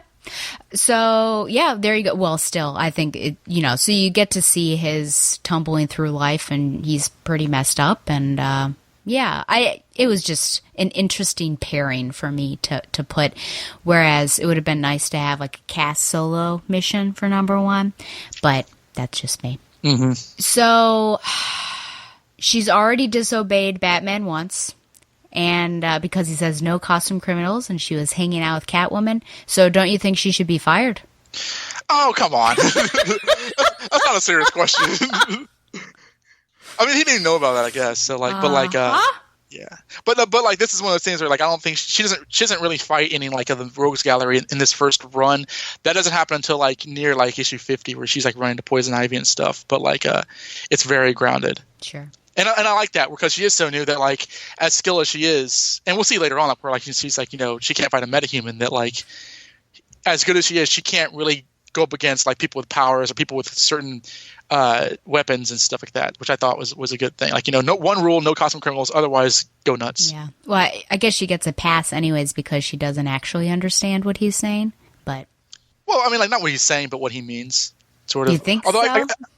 Actually, that's actually an interesting point because, like, he doesn't really demonstrate visually what that is. But, like, I guess the inference is that, like, she kind of does get it, like, especially later on. But, like, that's a good point. Like, it's weird because, like, what we got to understand is that, like, she can't, when people are talking to her, she really can't understand them. Right. But it's kind of like the gesticulating and the gesturing and the respiration and how they speak that she can kind of gleam in understanding. It's a kind of comic booky kind of like dyslexia / mute. No, I get that. I just feel like of all the people, Batman is the least likely to gesticulate. I mean, I don't know. Okay, because Babs tried her best in the park, and that didn't turn out too well for her. Right. Final question on this one for me, anyways. You may have some of your own. What do you think Cass was communicating when she touched Batman's cheek at the end? I think it was kind of appreciation. That's a positive physical expression that she's seeing, so she's repeating it to him. And she like touch is an important thing. How it's done. She can hurt people, she can punch people, she can cripple people, but like that kind of gentle thing is sort of like I got it. You can trust me. I'm honored by this. It's just kind of a very simple gesture rather than, I don't know, you have some mustard in your mouth or something. Because like she kisses a guy on the cheek in the next issue, so like she understands. Yeah. She understands the language of touch, and that goes a long way towards illustrating what kind of person that she is. Because, and I've said this before on the Batman universe, how she's often seen. I think Melinda said that she was a very like dark, violent, gritty character, but Cassandra Cain really isn't. Like she has a dark, gritty origin, but like the character herself isn't mired in misery as much as other superheroes can be, and I think that's again showing the dimensionality of a character. Okay. I have no disagreements with that. What did you think about the artwork? Oh, the artwork? Well, I enjoy this artwork. I think I always look to see how Babs is portrayed because she is inconsistently portrayed. So I had to look to see how it is. It reminds me of, this is not the same artist as the current Nightwing at this time, is it? On Nightwing right now, I don't know. I know for a fact it isn't. In 2000, I mean. Oh, Scott McDaniel. Yeah. No, it's not. No, this is Damian Scott. Damian Scott is a Jamaican artist. Okay, yeah. I just have there are some echoes there, but no, I enjoy it, and you could tell at least when there were flashbacks with sort of the tone, the coloring and everything, which I appreciated because that helped out. It was a bit more whitewashed, I guess we could say. But no, I have no issues with the art for sure. And it's nice to see Babs, in her wheelchair, so it's not just floating heads. Never thought about that. Yeah, I love it. It's going to get Damian Scott's artwork throughout the run it changes a lot. It'll get a lot more detailed later on, and by the time he's off the book, it gets a lot more kind of free and hip hop centric, to the point where like his current style is very graffiti inspired. I really like this style. I like all of his style. I don't think that he ever does a bad issue, but I like this here where it's kind of cartoony, but it's also very detailed. This is an era in DC and Batman comics, really, and I think that like your comparison to Scott McDaniel makes sense because there's a lot of people, there's a lot of detail in the background. The rooftop that Batman and Batgirl are on, and it happens later on. There's a lot of graffiti in the alleyways. There's a lot of like kind of crumbling concrete and stuff. It looks realistic, without looking like too realistic. There's a lot of filled in detail that the eye kind of gives you to kind of generate a sense of reality. It's a very diverse looking series, and there's a lot of people of color all throughout the book, like in the foreground and the background. And it makes Gotham City, because everyone's like, oh, Gotham City, it's so horrible, blah, blah, blah. It just looks like a real place where anything could happen, whether it's good or bad. Like Oracle dresses, it's the fall, so she's like in a scarf and in like a beanie. And a beanie and stuff like that.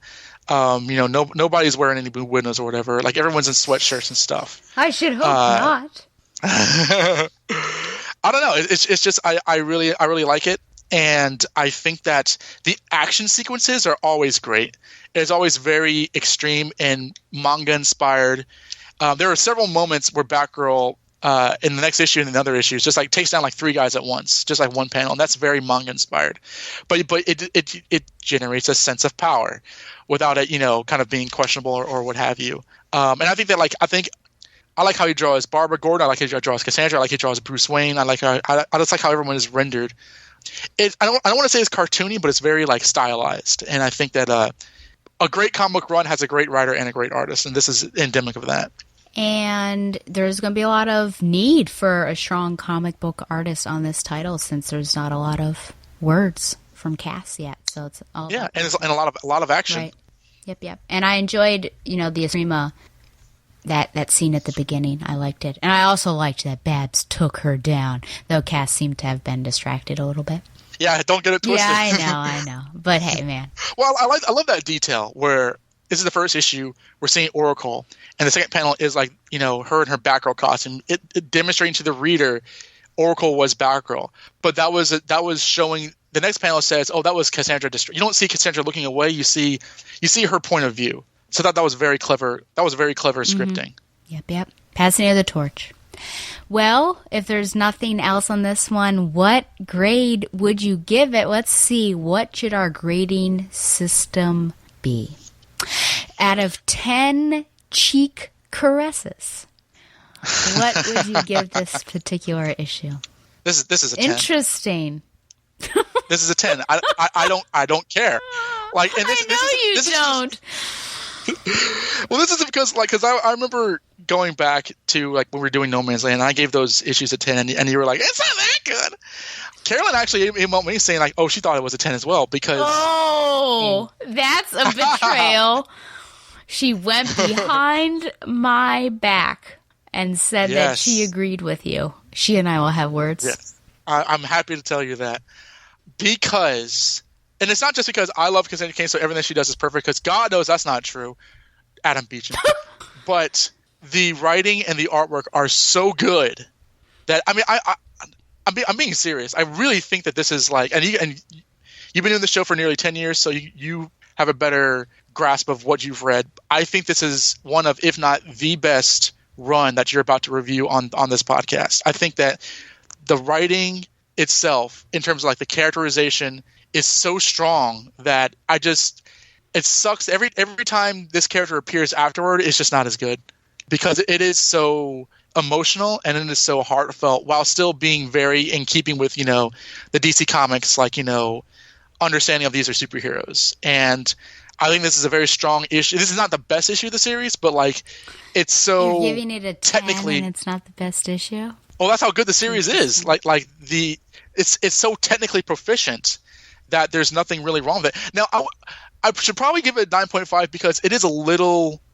abstract, but understanding how it comes together, I think I'm going to settle with a 10 with no regrets. Okay, no regrets either. I'll give it a 7 out of 10. Cheek. Oh, I thought you were going to go lower. Well, it was initially a 5, but it went up a little bit after my second read through. So I would not stand for that. It will. Who cares? Okay, so on to issue number 2. We're in safe waters with this particular one. Well, thanks for the spoiler. You're welcome.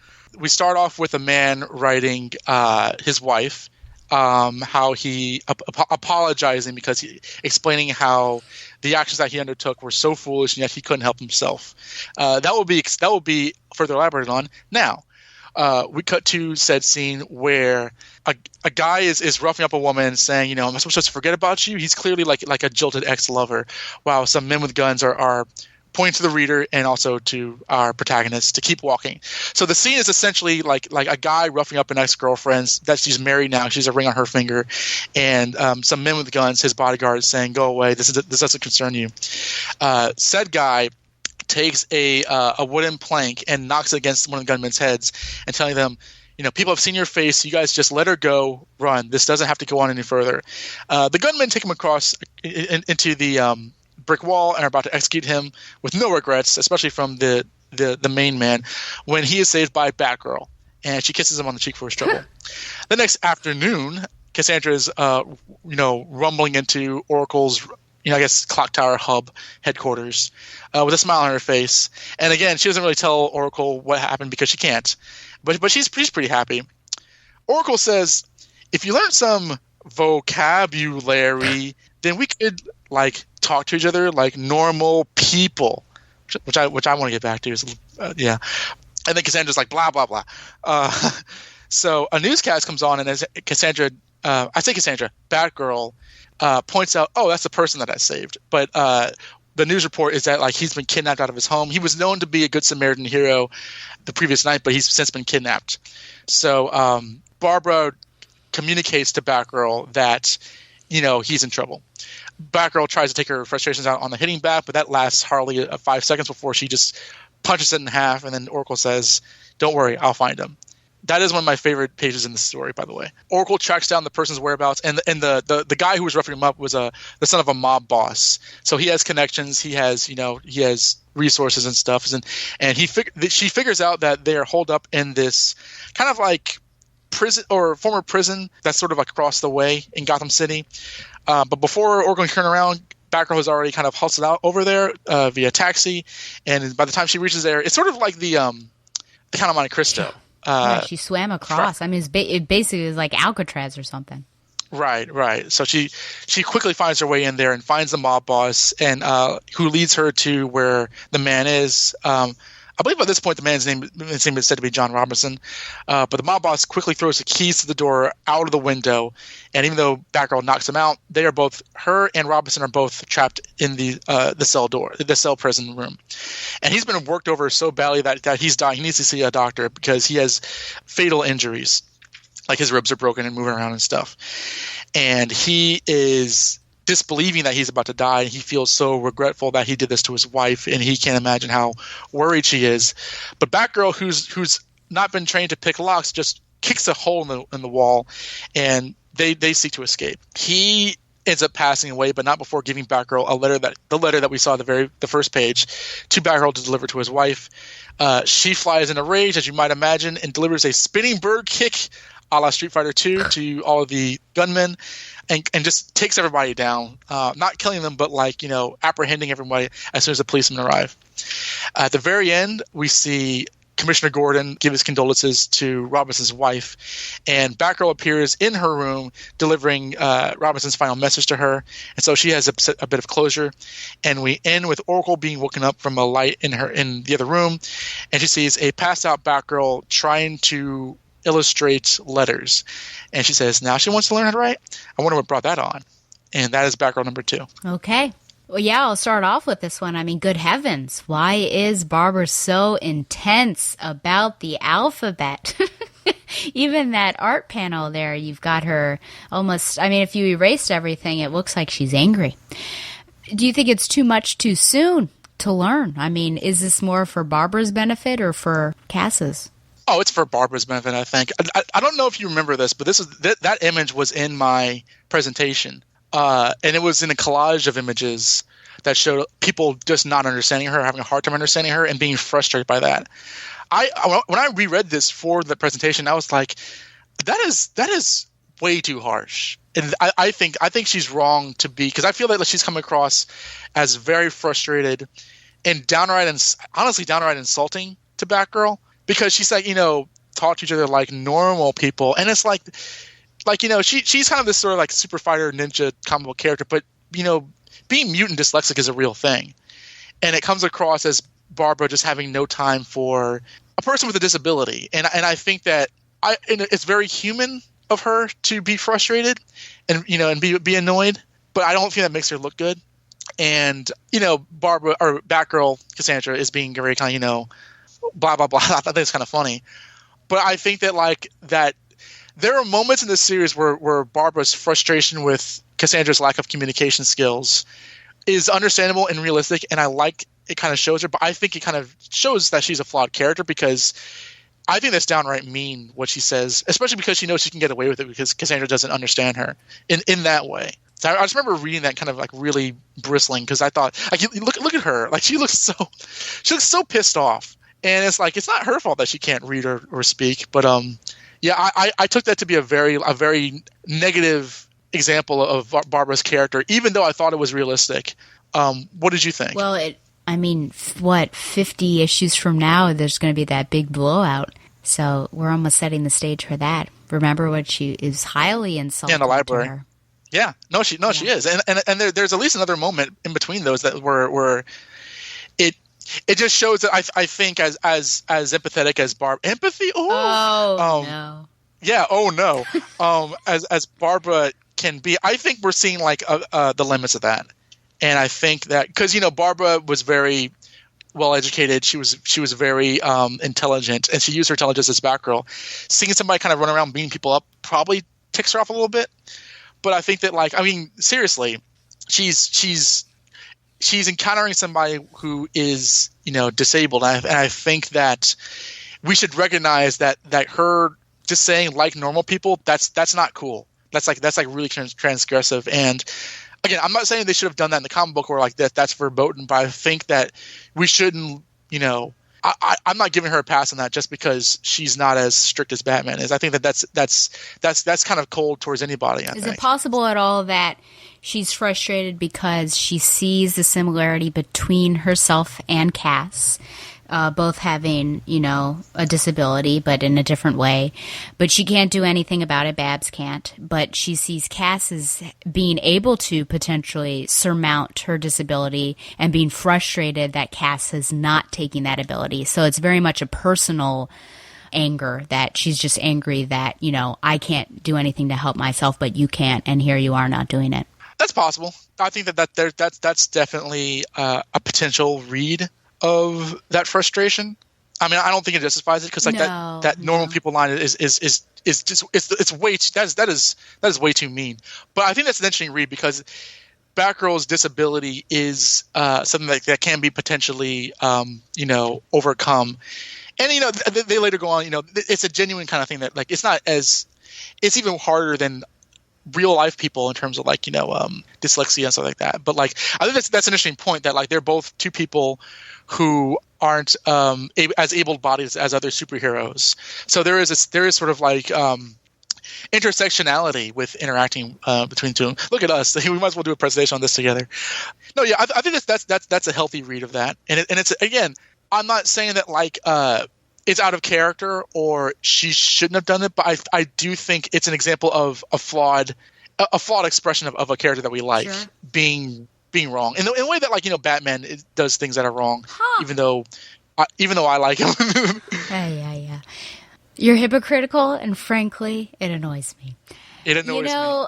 Yeah, I'm not going to justify it either. And you said, it's not out of character. And I wonder if it's not. I think to a certain extent, yes, I guess you would get annoyed with what she says. I feel like maybe that's a little too intense for Barbara. And only because, my evidence would be how she treats Cass in No Man's Land. This very loving way and teaching her... I don't know what issue that was. That was the Mark of Cain, 3-parter, right? Where, teaching her stop and very patient and everything. And so to go from that to this is a stark contrast. And so it's just very shocking with how it's presented here. Well, that's interesting because that's an interesting point you bring up because she was trying to teach her. And I think that the difference being she's gotten to know Batgirl. I keep on calling her Batgirl because she's not called Cass in these issues initially. And I don't know when she is called Cassandra. I think by the time the Shiva arc starts. Her name was given in the No Man's, novel? Yeah, the novelization because she was trying to connect her Oracle personality with another ancient Greek. So Cassandra, of course, being the daughter of Priam who foretold that Troy would burn, but no one believed her because that was her curse. So, but when it's, brought into the comic book time, I don't know. Yeah, the comic book version, I think by the time we get into the Shiva arc, maybe it is. But even then, I feel like I don't remember. Anyways, I think that's an interesting point you bring up that but I would say that she thought that Cassandra was just some, mute courier that was a normal person. And having seen how skilled she is, I think you're right that there is a frustration where you could be so much more than what you are now, kind of a blunt instrument. So she sees her as a different person that she can kind of, communicate with. And I think that there's genuinely an element of she speaks this way to Batgirl because she can. because she knows that Batgirl can't pick up the kind of disdain in her voice, even though she's glaring at her. And again, it doesn't necessarily register to Cassandra. Cassandra, like, you kind of like, like literally like does a whole blah blah blah mouth or hand movement, but it feels like kind of a thing. I don't know. It feels like almost like messing with a blind kid in a little way.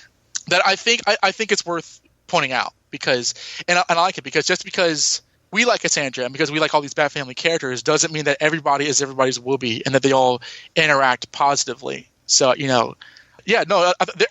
this is not the only scene in this series like this, and I'm not just counting the library breakup arc. So it's interesting to kind of see that. I mean, even Batman, like in No Man's Land, that Mr. Zsasz Killer Croc Leslie Tompkins story, when Batgirl was trying to demonstrate that she felt bad for him because he was arguing with Leslie, and he says, like, I don't understand you, just keep her safe, and Batgirl was failing to communicate that. Like there's a lot of, and then later on Tim Drake says that he's afraid of her because she can't speak. So like there is a lot of like disability separates people. We can work with it. We can work past it, but like it is something that you have to kind of deal with, and that doesn't always lend to positive encounters between people who love each other. So I think that again, like, I think it's good, but like, damn, that's mean, and I don't want to like not say it is. Oh well, no, I'm not trying to justify, as you like to justify Batman, what Barbara has said. So no, I agree that she shouldn't have said that. Let's see here. Oh, okay. So in your recap, you said that Cass, she can't communicate, so why even bother in a sense, of what she's doing. But really, what I see with her... I didn't say that. Why did she bother? Okay, I'm so sorry. Let me go back. I thought maybe you'd go with that, but no. We're into semantics right now. In your recap, you said that when Babs asked her what she was up to, she knows that she can't be understood, so she doesn't say anything. In my opinion, when she throws up her hand, like that's not necessarily what she's doing with she's like shrugging. Yeah, which is similar to the Catwoman thing. And so I just wonder, why doesn't she necessarily tell Babs what she was up to? I mean, even in gesticulations.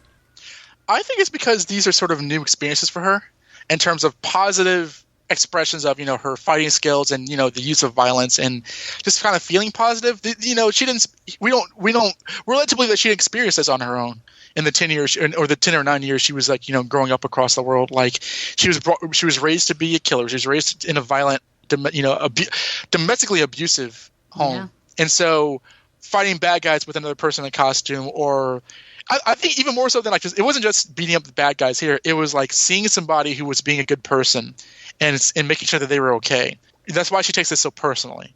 It's not just, oh, I know that guy. It's because of what that person represents in terms of like, helping people. Like that's what is going on. And I think that like, she's like, I don't know. It's just, I'm just happy about it. I think that's what I read from it. I'm not saying that that's specifically obvious in the page, but that's what I get from it.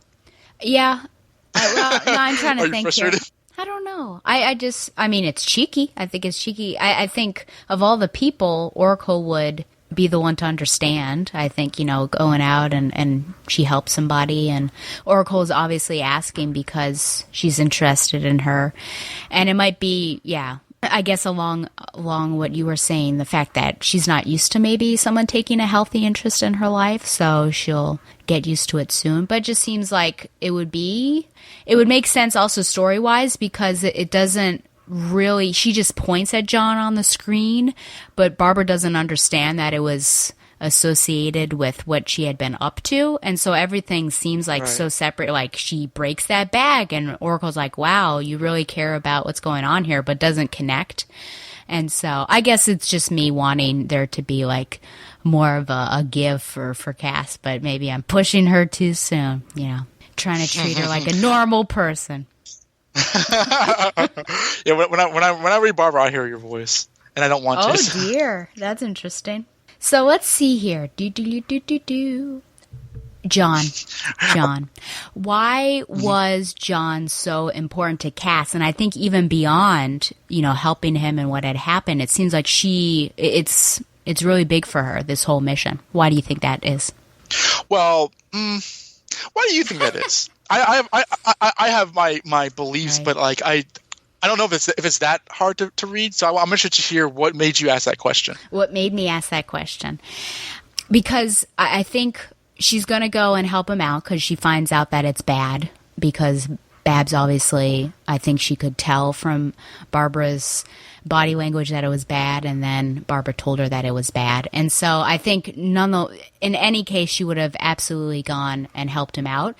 But it looks like everything's notched up to 10. Like, she's really intense. You know, she breaks that bag. She's obviously connected to this man in some way, and going after, even after the mission is done, almost going after a revenge mission. The letter, of course, I think that's just in line with John and fulfilling his wishes there. And then after that, it's impacted her to the extent that she's almost looked at what John did, his last action, and wants to learn to finally write. So this man has obviously impacted her deeply, and I'm wondering why. Well, it's like I said, he was a person who could have walked away and had every reason to walk away, but he tried to help somebody, and he was outgunned, he was outmatched, and she clearly saw what he did because she kissed him on the cheek and returned his bag, and so she thinks that he's a person that she kind of wants to be, somebody who wants to help people, and to see that he's now in danger because of that. Or understanding something along those lines, that, and she doesn't know where to help him. She takes that personally, and I think there's nothing necessarily more than that. This is the first time that she's interacting with these types of people. It's not just, oh, this person's been kidnapped, but this person that I feel that I know and whose actions mean a lot to me as somebody who's trying to redeem themselves. That is worth preserving and saving, more so than like it's a kidnapping thing. She has no other point of reference. She has no other context to relate that to in terms of past experience. So she takes that personally. Because wouldn't you, if you saw somebody who was a good Samaritan and they, got to go back to their wife, and then the next thing you know, because of their good deed, they were kidnapped. I feel that would be very personally harrowing. But like, because she saved him, it's almost like it's like he's now he is now, his good is now her responsibility to preserve in a way. Would you disagree? No, I wouldn't disagree. I just think it's interesting, how much she really attached herself to him, and it was almost like he imprinted himself on her. And I wonder if this is going to be something that we see, because I'm also thinking ahead to the next issue with the little girl and everything, and in her way of, making up for her past, whatever that might mean for her. Really, I think, really like pushing into this empathy thing, and she's like so opened up that she's very much taking on these people and really having this deeper connection with them. And this is something I want to talk about in issue 3 afterwards, but we're really, I think, looking at I wouldn't even consider it street level. It is technically street level crime, but all these people that she's working with are like these innocent, pure individuals. And it's just, it's very different. And these sort of random acts of violence, almost, it's not like there's Scarecrow going on or all of this stuff. Right. It's all these other things. So I think she's got this very unique cast around her, and she's interacting in a different way that I think we've seen with any of the other members of the Bat family, which is fun. I think it's a good observation that you make, that it's not this separation of, this is a superhero comic, these are the supervillains, this is the action sequences, this is the MacGuffin. It's not that. It's very kind of grounded and relatable. You can conceive this happening. It's not too superficial. Right. That is all I have on that particular issue, unless you had something else. Well, like I said, the page where like Oracle's matrix data is like reflected on top of Cassandra, and Oracle says, "Look, this will take a while, and there's nothing you can do to help. Why don't you go hit the bag, take some edge off, okay?" And then you hear whap whap bam, and the punching bag is punched in half, and then Cassandra looks back at Oracle, and Oracle says, "Don't worry, I'll find him." That page is awesome. That is great, and I think that there's a lot of like very economic storytelling in the artwork. Like the page where she grabs the mob boss's son and like, it's like 4.5 panels almost. Like the door's closed, door opens with her mouth over him. He throws out the keys. She can't reach the keys, and then she punches him out. Like very quick panels. There's not a lot of like excess action, but it's almost like that page alone kind of tells a larger story. What did you think of John Robinson? What did you think of like how he was characterized? What did you think of just because all he is really is sort of like a victim in this whole thing? Like what did you think of how he was sort of like rendered in this story? I thought it was unnecessary that we killed him off. That would be my only negative. So all the other things are positive. But, for people who, and he was even with a man, I think, that just walked on because he asked what's going on. The other man walked on. For people who just walk past those sorts of situations or assume that someone else would do it, he was a great person and actually went in and he did that call in a place as dangerous as Gotham City. He didn't know it was about to happen in the alleyway. Could have been anyone. And he goes in to help that woman and doesn't back down. And I think that showed great character. And then, of course, we had really bad people. And so they did not leave it as is. It seemed...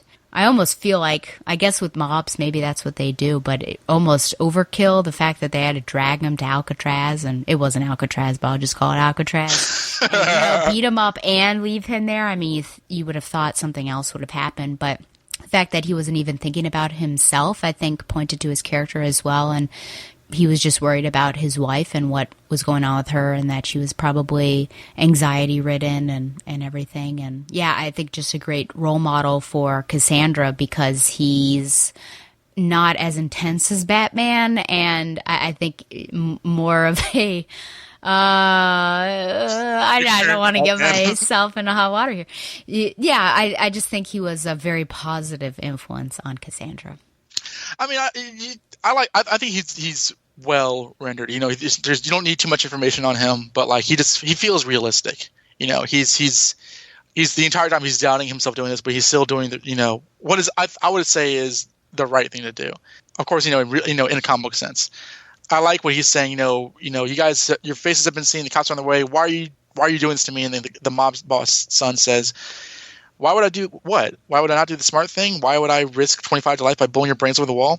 I don't know. Does it really matter? So it kind of gives it this kind of almost hopeless sense of like futility with his actions. And then Batgirl shows up and everything's okay. And then until it isn't.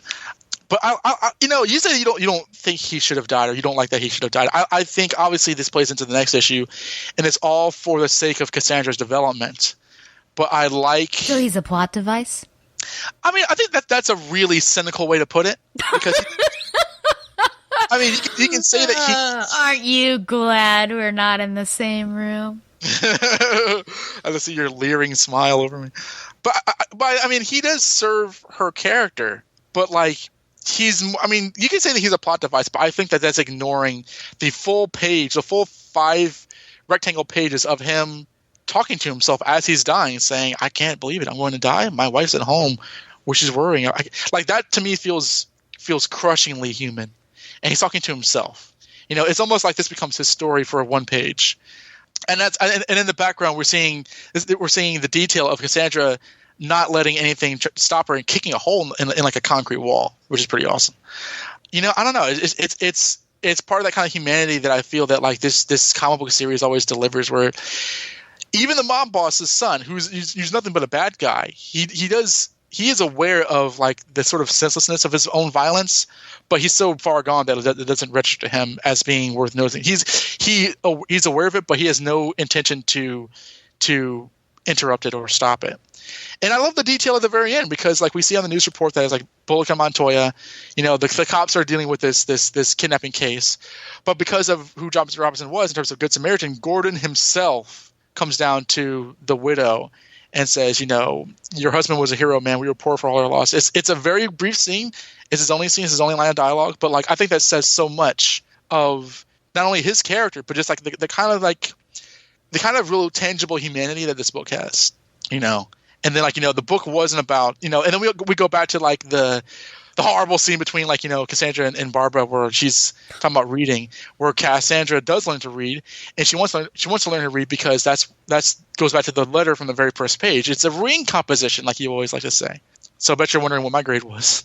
Yes, please. What is your grade out of 10 cheek kisses? 10. Oh my gosh. Am I killing my chances of coming back? You're really insane, and yes. I'm insane. What comic have you read that in the last 12 months that's better than this? I could probably think of several. But at this point in time, I'm talking about Batgirl number 2, and I'm going to give it an 8.5 out of 10 cheek kisses. That's a good grade. No. Okay, finally, Batgirl number 3. Nothing to worry about here. Or is there? So this issue begins with Batman, Bruce Wayne. He's in the Batcave. His chest, the chest parts of his costumes are blown out, and his knees are bleeding. And he's like, it's hard to remember how tonight started out. And he's recalling that there was a bookkeeper for the mob who wanted to walk away from the life and kept all the information hidden in his daughter's teddy bear. Of course, the mob instantly found out where they were, and he thinks to himself, it was the daughter of a criminal kidnapped. It seemed appropriate to take Batgirl along. So we cut to the past, essentially, where Batman shows up at the clock tower, and Oracle says, you're checking up on our protege? And he's like, after last week, I feel it had to. And he's like, are you referring to that guy? What was his name? He's like, John Robinson, the man she failed to save. And then Oracle goes, excuse you? She broke into a highly fortified compound, got him out, and captured the scumbag responsible. Where's the failure? Yeah, but he died. But he died from wounds he received before she even known he'd been kidnapped. I don't care, Oracle. He died. She failed. And the punishment for that is death by beheading. He doesn't say that. But Oracle gives an ultimatum and says, listen to me. If you try to tell her that she failed that man, then you are not welcome here anymore. And then that Batgirl runs around saying, Mommy, Daddy, why are you fighting? No, it's like Batgirl walks in and sees Batman and Oracle being very intense, and she's like, what? And Batman's like, nothing, let's go out on patrol. So on the rooftop, Batman says, wait, I don't know how to quite say this, but what you and I do in regarding what's at stake, we cannot fail. Other people don't understand, but even if it's impossible, we still have to succeed. You can't understand a word I'm saying, can you? And she says no, which is funny. So they are on the search for the missing girl. They run up with some other mob bosses, and the guy says to Batman, I'm not telling you squat. Everyone knows the bat don't kill. And he's like, yeah, it's true. But and Batgirl with me, can you tell that she's killed anybody? And she hasn't. He says, I trust her not to. I'd be very annoyed if she did. And he just leaves him with her. Then some rhino-looking guy runs up with some facial piercings, and Batgirl wants to punch him, and it has no effect. So Batman quickly surmises that it's a metahuman, and Batgirl's never gone up against a metahuman before. So he hurls him out of a window and says simply to her, "Stay away from him." They find the girl. He gives the girl to Batgirl to run while he takes care of the metahuman. They hide in a van outside the mob boss's hideout. And the girl says that she's scared and she wants to go home and see her dad.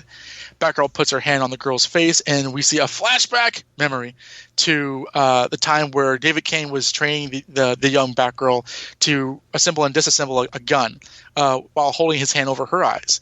And she did it in a lot of time, and they were both really happy. That's a pleasant memory.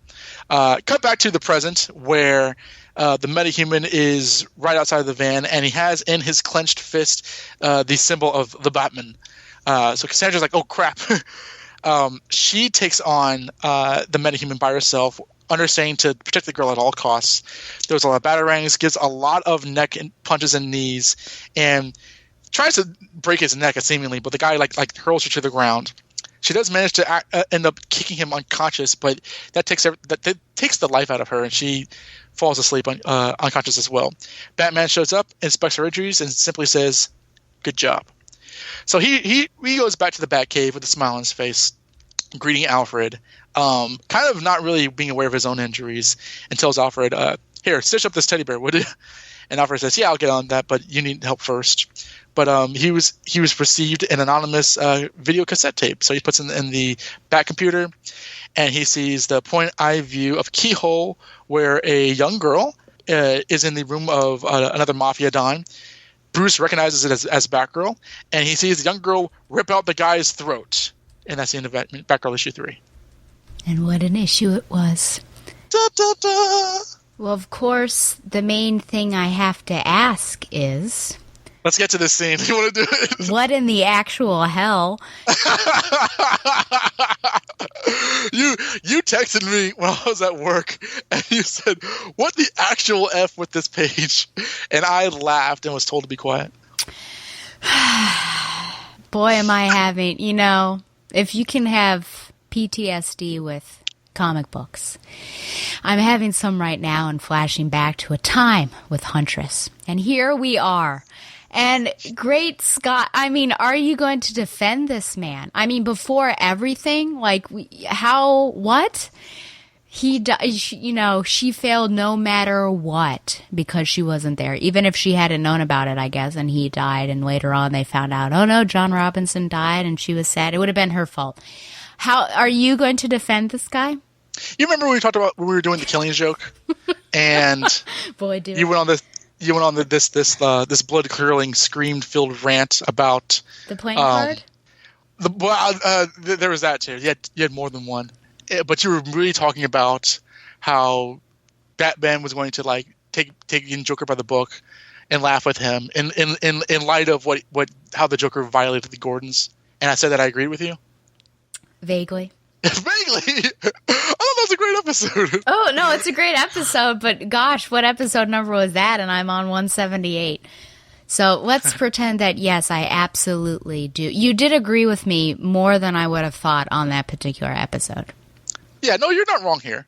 This is crazy. I like the scene. I like when Oracle. I like how this illustrates the two of them because Oracle says, "Listen, you crustaceous cheapskate. If you tell her that she failed that man, you are not invited to my birthday party anymore." I like how that scene is logically confronted. Oracle doesn't acquiesce and says, "Oh, okay, whatever you say." She's like F that. This is one of those times I feel that this was written at a time where they were writing Batman so harsh as to be kind of really hard to get behind because this is totally unreasonable. And I feel that every time you throw Batman at me and says, "Man, he sucks," this is kind of the character that you kind of see in your head. This sort of unfeeling, unsympathetic, illogical, unreasonable, borderline inhuman person who just expects the impossible and the unexpected. Well, I didn't dream him up. He's right here on the page. I'm not coming up with a caricature. I've got evidence right in front of me. Which is why I feel that you must have been delighted reading this. Delighted. I'm reading it. I just came off of issue number 2, which was it was a great issue. I still gave it an 8.5, but it was emotional. And then you've got this whole thing. She obviously had this deep connection with him. And then all of a sudden Batman comes in and said she failed. I was like, you've got to be kidding me. No, you're right. You're absolutely right. And I think that Batman can be harsh. He can be strict. He can be like a disciplinarian taskmaster. This makes no sense. And because Oracle gives every shred of evidence that how this wasn't her fault. She didn't even know the guy was kidnapped until Oracle did. Until Batman did. He wasn't there. So so Oracle says, "Where is the failure?" And he says she died. And I think that is too much. I think that there can be I like the scene that follows. We'll talk about that with them on the rooftop. But I think in illustrating both how Batman sees their mission in Gotham and how he's different from Oracle, I can't imagine Bruce Wayne being that inflexible as to sound downright crazy. And it's part of the characterization of Batman that other writers have that I hate. I don't think Kelly Puckett writes him like this all the time. But it's moments like this where I'm like, that's just not the character. And I think too many people view him as that this has kind of become the standard operation for Batman. Rather than being just kind of dark and strict, he's impossible to talk to.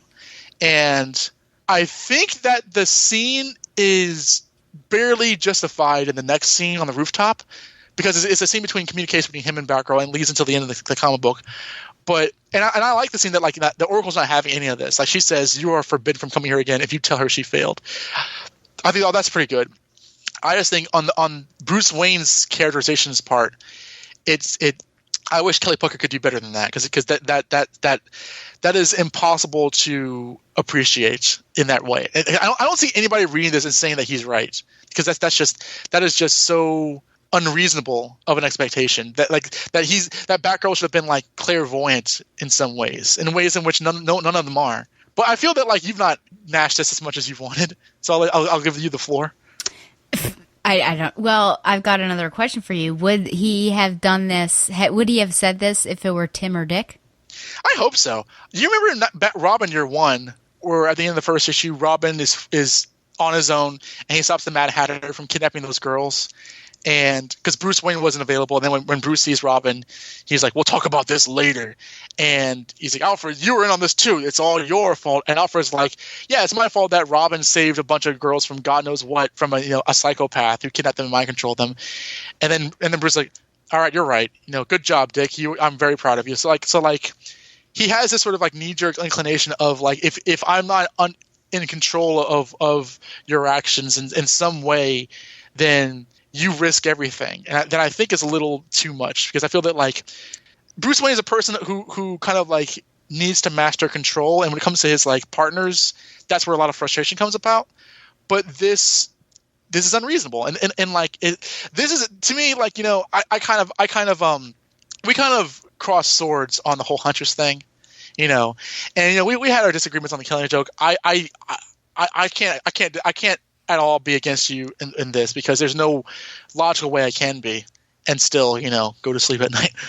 And yeah, no, this makes no sense. And he sounds bat crazy, quite frankly. But again, like I don't think that this is endemic of how the character is. I think this is endemic of how the character can be caricatured, in fairness, because like I wouldn't like the character if he was like this 100% of the time. Yeah, I mean, this certainly speaks for itself. I don't really need to make any sort of comments. I think, I could have done without it. I think had that page not been in there and just had that rooftop discussion, like, I completely could have gotten that. Like, that's more in line with Batgirl. She's only been a couple missions out on her own as a full-fledged member of the Bat family, and he's letting her know that, the stakes are high, we need to be careful. But to just have that enter in his mind whatsoever, that she failed, I think is terrible. I think it's just terrible. I'm glad, this is one of the reasons why I love Barbara, is that she does not bow down before she doesn't, bow down's not the right, she doesn't roll over. She is going to speak her mind, and I think she's absolutely right in this case. And so we've got that conflicting parent thing, right? And just leading up to this, I feel like it's such a change from how it's not like he's necessarily been loving towards Cass, like loving, doting, but he's obviously shown care, and this was just like a reversal. And so if you got rid of that page, I think the only good thing about it is that Barbara is standing up to Batman, but everything else is just really awful, and I couldn't believe it when I read it, and that's why I took a picture and sent it to you and interrupted you at your workplace. Well, I mean, I love Oracle not having any of this. Yeah. Explaining how what you're saying makes no sense. She did everything that she could. She didn't have a step out of line. And if you tell her, if you ruin her confidence like this, you cannot be here again. Like, I think that's, as bad as Batman is, it makes it kind of, I don't want to say redeems her, but like, it's a great turn from like her, like normal people, like comment from last issue. Yeah. I mean, like, as rough as his characterization is, it's one of those, I like these kinds of scenes where they're kind of like just it's endemic about the series, like, Batgirl or Oracle and Batman disagreeing on how they should bring up Cassandra Cain, because it relates back to the theme of family, and particularly with them, like, the parental figures that are guiding her to be who she wants to be or who she should be. They are very much like, an arguing mother and father figure. Now, you could have done this without this intensity, but I feel that, like, ultimately I still kind of like the scene, just in terms of like what it sets out to do. I'm not saying that. Oh, hey, stop that. I'm not saying that arguing with friends. I don't think I'm arguing with you. How could you do this to me? I figured while you were trying to trying to back Batman up, I would post on the Instagram what was going down. So I've got a record of everything.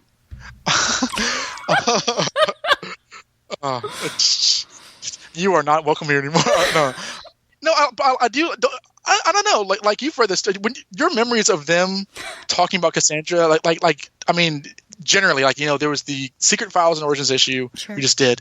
There was the issue 1 scene and this stuff. I mean, do you not like the scenes where they're like kind of disagreeing and agreeing about who she is and stuff? Because I love that stuff. No, I know, right?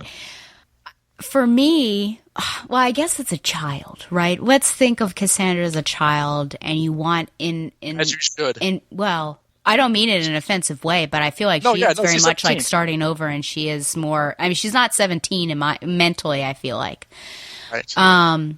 Or emotionally, I suppose. So I guess you want as much input in the child's life early on as possible. And so, no, it is interesting. I mean, the conflict, obviously I wish they could be more on the same page, but they are two different people and they're going to have different ideas of parenting.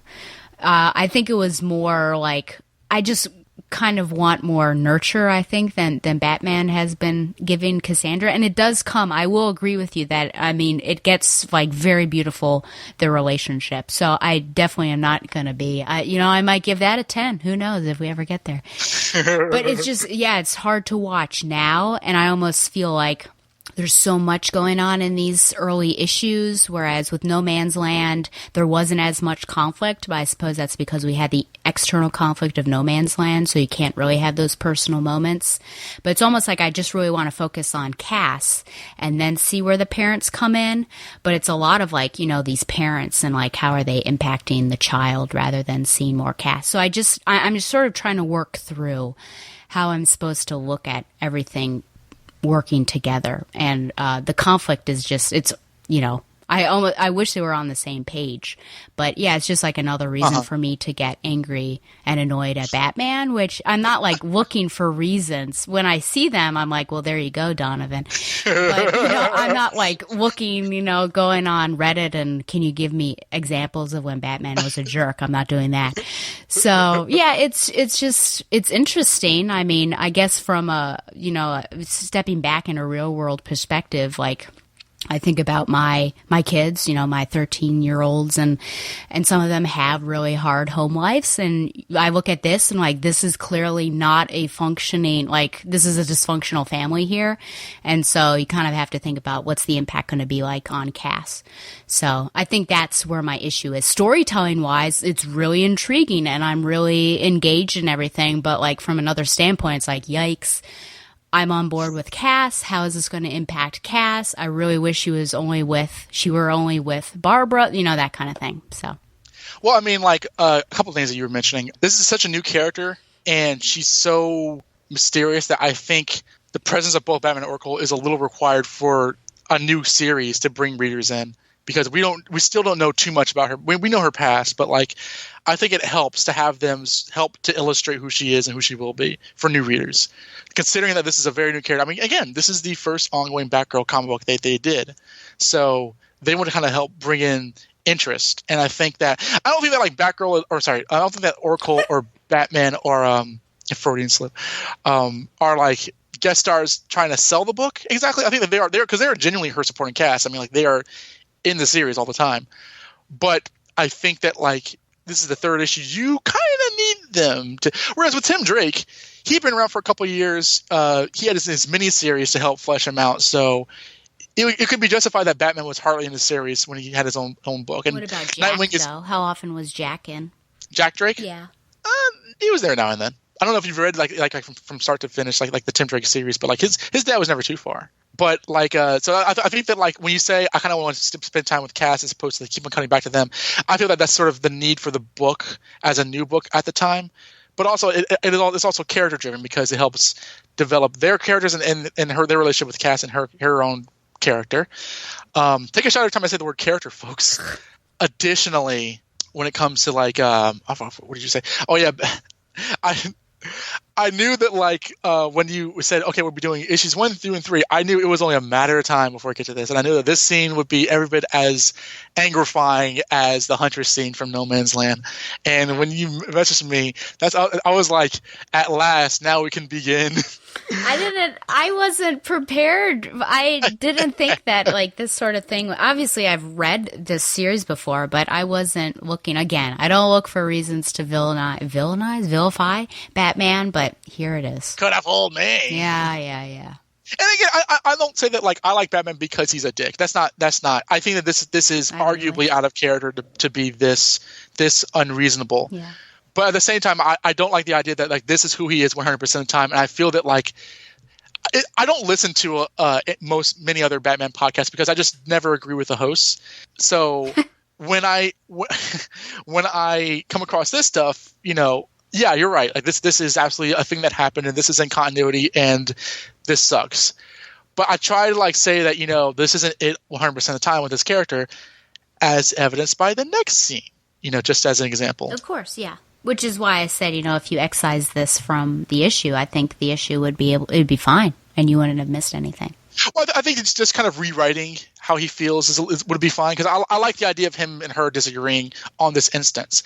I just think that, like, his reasons are not reasons. But if we can get the next scene where, like, he's very dare I say vulnerable with her, where he says, I don't know how to say this, you and I, with what we do, with what like, there's a lot of ellipses there. So there's a lot of him trying to form a way to express this to her. And this feels 100% in character. Like, you know, even if others don't understand, even if it's impossible, we have to succeed. I love that. Like, that to me is like the Kevin Conroy 100%, you know, Neil Adams Batman. And I like it's almost a joke where he says, you can't understand what I'm saying, can you? She's like, no. But she does get it. I don't know if that's a joke or not, but, like, I like that there's this continuing theme of a failure to communicate, and I think that, like, that to me is part of why I love their relationship. I love, like, you love Gordon and Barbara's relationship. I love Bruce and Cassandra's relationship. I think this is the start of them becoming a lot more familiar with each other in terms of how they relate and how they can't relate. Are you right on Instagram again? No. It's just that one time. Well, we'll see. But fast forwarding to the end, of course, we have that shocking scene where Batman sees, well, from behind, you know, Cassandra and what she's about to do. And we don't know what's about to happen in issue 4. You know, maybe it's a gotcha moment like Chuck Dixon likes to do from time to time. But, you know, knowing Kane's methods, as Batman certainly does, do you think he should at all be surprised about the videotape? Do you think, without knowing what we know, that this is going to impact his relationship or his opinion of Cass? You know what? I don't know how much I should say. And it's not so much heavy spoilers or whatever, but, like, those questions will be answered on my podcast. On your podcast? No. In the next several issues, okay. It will be an ongoing thread throughout this run, and I can't in good conscience, like, speculate or theorize, because I know where that goes. Yeah. What I will say is that understanding that, like, he feels that she reminds him of him in ways in which his other partners haven't, to a certain extent, and how proud she is of him, and how trusting he is of her. Seeing her as a young girl kill somebody shocks Bruce Wayne to the core. It's not just, oh, I knew it all along. Look at his face. He's like, oh my God. So just keep that in mind. Do you have any thoughts on it? Well, I think, you know, and I'm a little, you know this very well, and it's been a while, so I'll just pretend as if I don't remember at all, which is probably closer to the truth. It seems, my hope would be that he is shocked, but I think he realized that there was something lethal about her anyways, with some of the interactions that they've had in No Man's Land. Even though she didn't go for the kill, I think he could tell, like, she knows things about it. But I would hope that even though he was shocked, and, you know, that he would better understand maybe, you know, where she's coming from or her origin, and knowing that it's Kane. I mean, he got this random videotape, which he didn't even ask about, but he just plugs it in there. And, he trained under Kane. He knows all about that. He was telling Babs about it in issue number 1. So I feel like hopefully there would be some understanding and empathy. But I guess we'll see what happens. Yeah, you mentioned that like he doesn't even ask about the tape. It's like to Batman from Question nobody. mark. Yeah, I know. Yeah, it's like, I mean, he says better check this out, but like it's almost like, ooh, Yeah. what is this? And then you wonder, Kane's motives for doing that, probably to break him apart somehow. I will say, speaking of question mark, that one of my favorite things that happened, which is more of like, I guess, a manga-inspired thing, but when she hit the metahuman and nothing happened, it's just her in a panel with a red question mark above her, and I thought that's, so simplistic, but those are like little details that I really like clearly she's confused, and you could have probably maybe told from just the face, but I think it just is able to accentuate that. No, yeah, I actually think I failed to catch that, but like that is, yeah, that's funny, and then like Batman's like, what's going on? Oh, she's never seen one. What did you think about like the whole her encountering a metahuman for the first time? I wondered if it was believable, and I was trying to think about through No Man's Land, and I feel like she would have encountered somebody, but maybe not that. I mean, wasn't she around with Joker? Wasn't he? Because he told her to stay away from Joker, but I'm pretty sure that there. And didn't she see like Croc in Wesley's hospital? Well, Croc is like a mutated guy. Okay, so like I mean, the metaghuman is someone with a metagene. They're ultimately like a mutant, like from Marvel. Whereas Croc has a skin condition that he has razor sharp teeth and stuff. Croc's not meant to be. I mean, people get this confused all the time, but like he's not necessarily meant to be like superhuman Bane levels of power. Although he is very strong, but like from what I mean, I don't think this contradicts anything that we've read so far. Okay. I think it's interesting. I mean, I don't know that that'll necessarily determine. I mean, knowing Cass, she might just assume that a metahuman is someone who's really big and buff. Whereas, we know that metahumans could range from anything, from having super strength like this guy probably does to having a canary cry and everything. So, yeah, I think she just has to, which is true of any hero, that you have to adapt to a new situation. And so I think this was certainly one of the few times in her like initial, I think this happens frequently, right, where they come up against something and they can't go at it the normal way that they're used to going at, there's that word again, normal, the normal way that they're used to. Normal people talk. Yeah, no, the normal way they're used to going at it, and so she has to find another way to do it, and it just completely exhausts her, which is, I think, a very endearing scene at the end too, that it completely takes it out of her, but she is not stopping. She's protecting that girl no matter what, and so that's what makes Cass such a great character. There's that word again, and hero as well. Big shot. Yeah. I mean, this is the first of many times where she, as great as Cassandra is, she gets beaten up a lot. Yeah. And so be on the lookout for that. Did you have any thoughts about like the rooftop scene between Bruce and Cassandra? I sort of talked about it before that I liked it. I thought that was a well-executed scene, and I was on board with that. And like you said, I mean, you went into more depth, obviously, with how it was presented and everything, but I just felt like that was the character of Batman right there, who has a hard lesson to give, and he's very impassioned about it, but he delivers it well, and that's, that's what I envision Batman as being, but it's just such a stark contrast with how he was prior.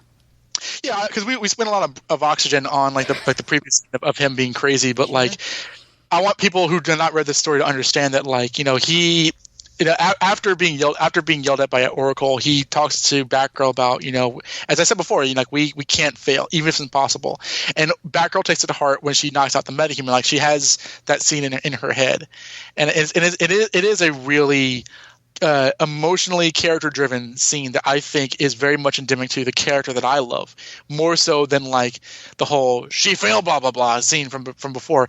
And I think that like that was meant to be like him making a mistake, because like he's called out on in the comic. The comic doesn't treat it as though this is normal, in terms of like reasonable expectations.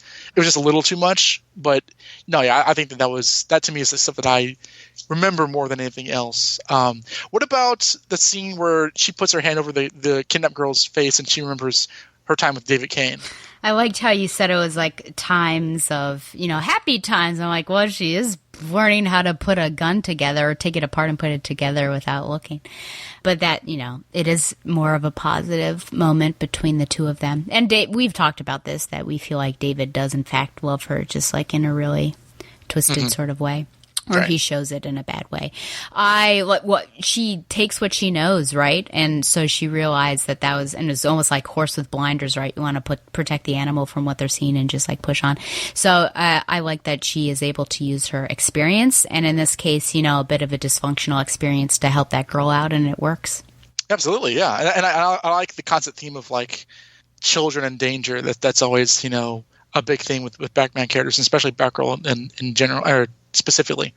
Absolutely. That's all I got. Yeah, I don't have anything else. What would you give this out of 10 disappointed Batman glances? Okay, I won't give this a 10. And it's not because of that, that scene. It's because, I just think that, the other ones were a lot more wholly complete. But I think this is still a great issue. I would give this an 8.5. I would agree with you. Isn't that nice? I'm going to give it an 8.5 disapproving glances. See, I didn't think we were going. I mean, I knew you were going to yell about this scene, but I didn't expect. I can't wait to argue with you. Just like I knew we were going to in No Man's Land. So I was very confident that we would be more on the same page. Although I guess we're not, because I guess the next game for BTL listeners is, when will Stella give a Batgirl issue a 10 in this run? I'll be listening out for that. I feel like some biases are entering into my system, or they're there, and so I feel bad for Cass. Then the reason why why are you laughing? I'm being honest here. I feel bad for her because I'm not coming in here clean slate. This is the first time I've ever read it, that kind of thing. The bias that's hitting me is Stephanie Brown. Oh, interesting. And so I'm looking at this and thinking, that's why I was saying about, I wish Barbara were the only parent, because you've got that really nice dynamic. You've got Stephanie Brown's side. And so I feel really bad because Stephanie Brown is not Cassandra Cain. So it's very unfair. So I just need to step out of that and not do that. I've in no way been, I think that's the only time I've compared is this conflicting parenthood, because I just see Barbara and how loving she was towards Cass and being that mentor as well. So she was very much Oracle as well as Batman wrapped up in one body. So that's what I'm trying to do. So that's my honest thing there. Well, yeah, I would want nothing more for you to be than honest. But you are 3 issues in, you are enjoying this title. Is that correct? Oh, I am. And I wouldn't, I liked it. I think I read it very quickly when I first read through it. And if you can remember the text and everything that we had shared then, I really enjoy it. I really like the character of Cass. And so I'm not going to inflate my grades just to, get on your good side. I will be looking at it with a discerning eye. And I do know what's coming down the pike, which is why, I might be hard on Batman now, but I'm looking forward to seeing those other times. But yeah, this is a great character. And I think with Cassandra, and I know that's one of the reasons why you like her, we're looking at a completely different character, I think, than we've ever really experienced. She's experiencing issues that no other character we've really seen. She's got a tough and traumatic past, which is, of course, true of many Batman family members, but in a different way. And then to see how she interacts with Oracle and Batman, and later on with Tim and Stephanie, and really growing into and flourishing into a human, and I think growing up, right, mentally and emotionally, to really, I think, reflect that 17-year-olds. We're going to see that. And so I'm looking forward to this journey. And actually, I can't believe I'm actually here, which is really weird. I never thought I would get this far. But no, I do really like the character of Cass, and I really like this book. Oh, I'm very happy to hear that. And for me, I know I've said this before, but this run is so fundamental for my love for the character. Now I like her whole series. I don't think that the two main writers are as good as Kelly Puckett, but I don't think the series ever gets bad. But I think that this run is so expressive and so artistic that it really helped. I get how issue 1 was kind of hard to get an understanding and sort of hard to read, but kind of seeing, the repeated imagery, all that kind of stuff, all the moments of silence and the artwork, all that stuff. To me, I think that this is a spectacular run of comic books, because aside from the modern Batgirl stuff where there's always a different run, and of course Stephanie's run, the older stuff in terms of Batgirl's backup stories or even the Birds of Prey, you tend to read I'm trying to remember how many like runs of a character that you've had. Like I'm not sure. Like the Batman family stories, did they always have the same writer? No, Can you remember? no, it's switched. Yeah. Okay, so yeah, so like in the accordance to a lot of the modern stuff with Chuck Dixon and what have you, this is a specific version of this era of the Bat Family storytelling that I think I hope that you continue to enjoy again as you did before, because I think it's one of this and like Gotham Central I think are like really up there in terms of like DC's classic runs. Yeah, and we can't undervalue also the fact that this is the first time that any Batgirl has gotten her own ongoing series. That's absolutely correct. I mean, she's paving the way, which is something that Barbara Gordon did not do. So, that's already something that's huge that Cassandra was able to do that, and it lasted for a while. And she's not, the stereotypical, what you would think of being a leading lady. And so I think there's a glass ceiling right there that I think Cassandra Cain on her own broke. Yeah, I was actually thinking about when I was rereading issue 1, like when you first see her in costume when Oracle turns around, she looks very scary. And like I think at one point Oracle kind of like mockingly says, "Oh, where has the dreaded Batgirl been?" It's almost like you want to call her the Batgirl, which you couldn't really do for Barbara because Barbara was a lot more human than that. So like it's interesting kind of because people who like the idea of Batgirl tend to kind of skip over Cassandra just because she is so antithetical towards the idea of the free-flowing hair, smiling, motorcycle riding Batgirl. I think that people say, "Oh yeah, there's also the one from the '90s," but like, I think she's the best. So what do I know? Oh boy. Well, with that, we're going to take a break. There were no listener emails, and I'll be asking Donovan some other questions, so I'll avoid the Team Waffles, Team Pancakes question. But yeah, so we're going to take a break, and then we've got something interesting, which is the back half of, or the last issue of Margaret Scott's run, and the first issue of Cecil Castellucci's run, so kind of interesting. So when we come back, we will review Batgirl 88, aka 36, and 89, aka 37. But first, Zaius' Radio Hour featuring Last Hurrah by BB Rexa. Oh, interesting.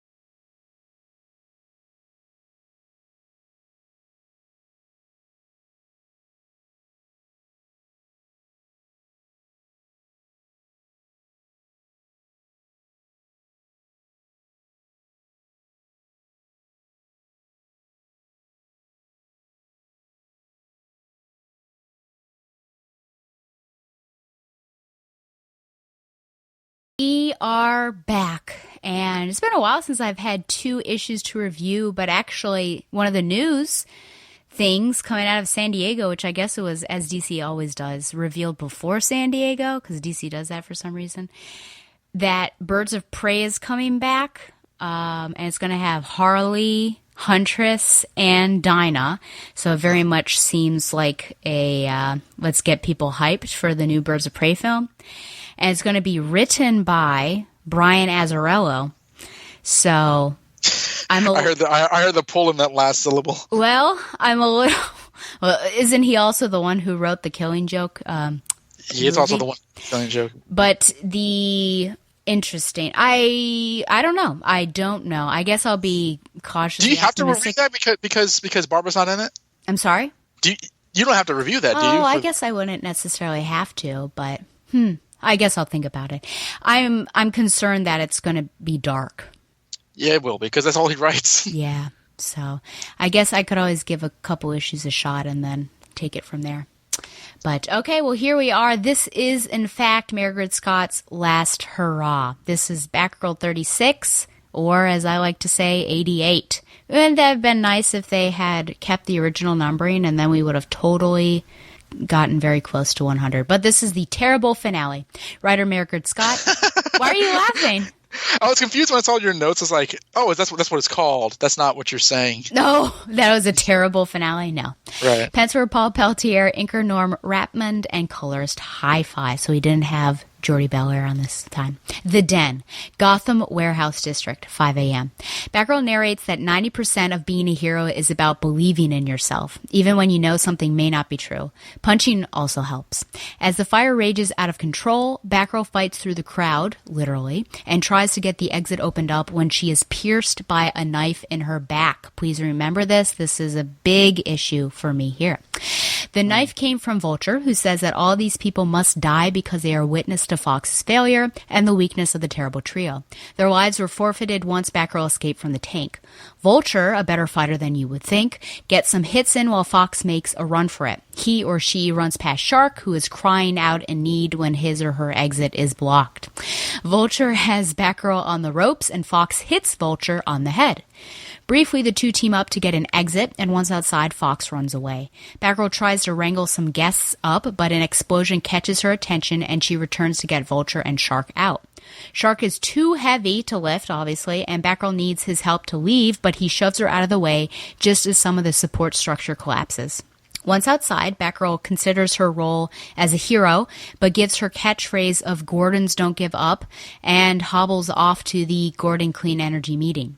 She arrives hours after the meeting, wearing some old-school Oracle glasses, and Alicia tells her everything that happened. In the midst of listening, Babs is still thinking about why Shark did what he did. In the end, Babs leaves the company thinking that it wasn't all of her, and it is not where she should be anymore. Later, at Jason Bard's apartment, Babs picks up her stuff and is even kind to Jason. He offers her his place, but she lets him know that her friend Dinah called in a favor and found an immediate move-in. So this is the second time that Dinah has helped her out. Babs, that was one of the problems you had with the Burnside run, remember? Babs's new apartment, new, I put in little quotation marks, is in the Narrows, where, of course, everything good happens, isn't it? With a hard landlady and poor living conditions, according to the art that we're given. She looks on the bright side of many of the bad things that have happened to her recently. Shark, Jason, Alejo, her father, and finds that they all give her hope. Next up is Who is Oracle? Was it the title for the Birds of Prey Rebirth title? Who is Oracle? I think so, and it's also, well, yeah. And then the whole subtitle for the next issue is Oracle Rising, and that's the name of the YA graphic novel that's coming out starring Oracle. Ooh. So we're just reusing titles, I suppose, everywhere. Well, the easy thing and the thing you like to talk about a lot is, of course, the art. And so I wondered if you had a favorite panel or page in this particular issue. I did. Which one was it? I think it is actually the first image you have of Batgirl in this comic, even when you know it's true. Because I love Paul Peltier's artwork in this series. I think he's had a great run. I'm sorry that he's not continuing on. It doesn't look like. And even though I think that identity as it is with that mask is hokum. I like how her hair is drawn and stuff, and I don't know. It looks it's a cool image. I think the artwork is generally great. That's probably my favorite one because I was like, that was a very striking image of her. Yep. I of course will always brag about the covers. I think that they're always a lot of fun. I think the last page, certainly. I mean, I'm always one of those people who goes for the cliched sort of thing, but just the fact that she's smiling, as far as we can tell, and I think getting back to Barbara basics potentially and having fun and being hopeful of the future, which perhaps this is the 5th time that she said it, but we'll go with it anyways. That's always good. But a lot of the detail with the fire, I think, was really good, and just her facial expressions, especially out in the alleyway and everything, that Gordon's Don't Give Up. I think that's a really, just looking at her face and beaten up, battle damaged Batgirl and continuing on. I mean, that's the Barbara Gordon that we know and love. Mm-hmm. Okay, let's see here. I got some questions. Of course, I've got my thoughts too. Let's go with Vulture. So Vulture at this trilogy here. I mean, have you read the previous 2 issues? Yeah, I've been keeping with this. Okay. So we saw Vulture it seemed like she was the leader, but she did give way a little bit for Fox and said, "Let's see what you can do." But then all of a sudden, she very much gets extreme, and she says that everyone basically needs to be wiped out in order to show that their error is not remembered. Do you think that, well, what'd you think about this, I guess, that she was willing to sacrifice everybody, potentially even herself, in order to wipe out the Terrible Trio's error? I feel that if I look back at those issues, maybe this is not spontaneous. That this was like kind of layered in terms of like her thought process in earlier in the story. But it does kind of feel like, like a sort of like last minute, the stakes are this high, she's crazy kind of thing that I'm not necessarily bothered by, but I don't remember that. I do remember that reading that and they're like, oh, okay, we're doing this now. We're like, everybody dies, and that kind of just makes it harder for Barbara. I don't, I wouldn't say that necessarily bothered me, but like I wasn't, I don't know. It felt like a reason for the story to be more intense rather than something that like the reader could have sussed out on their own before she said it. What did you think?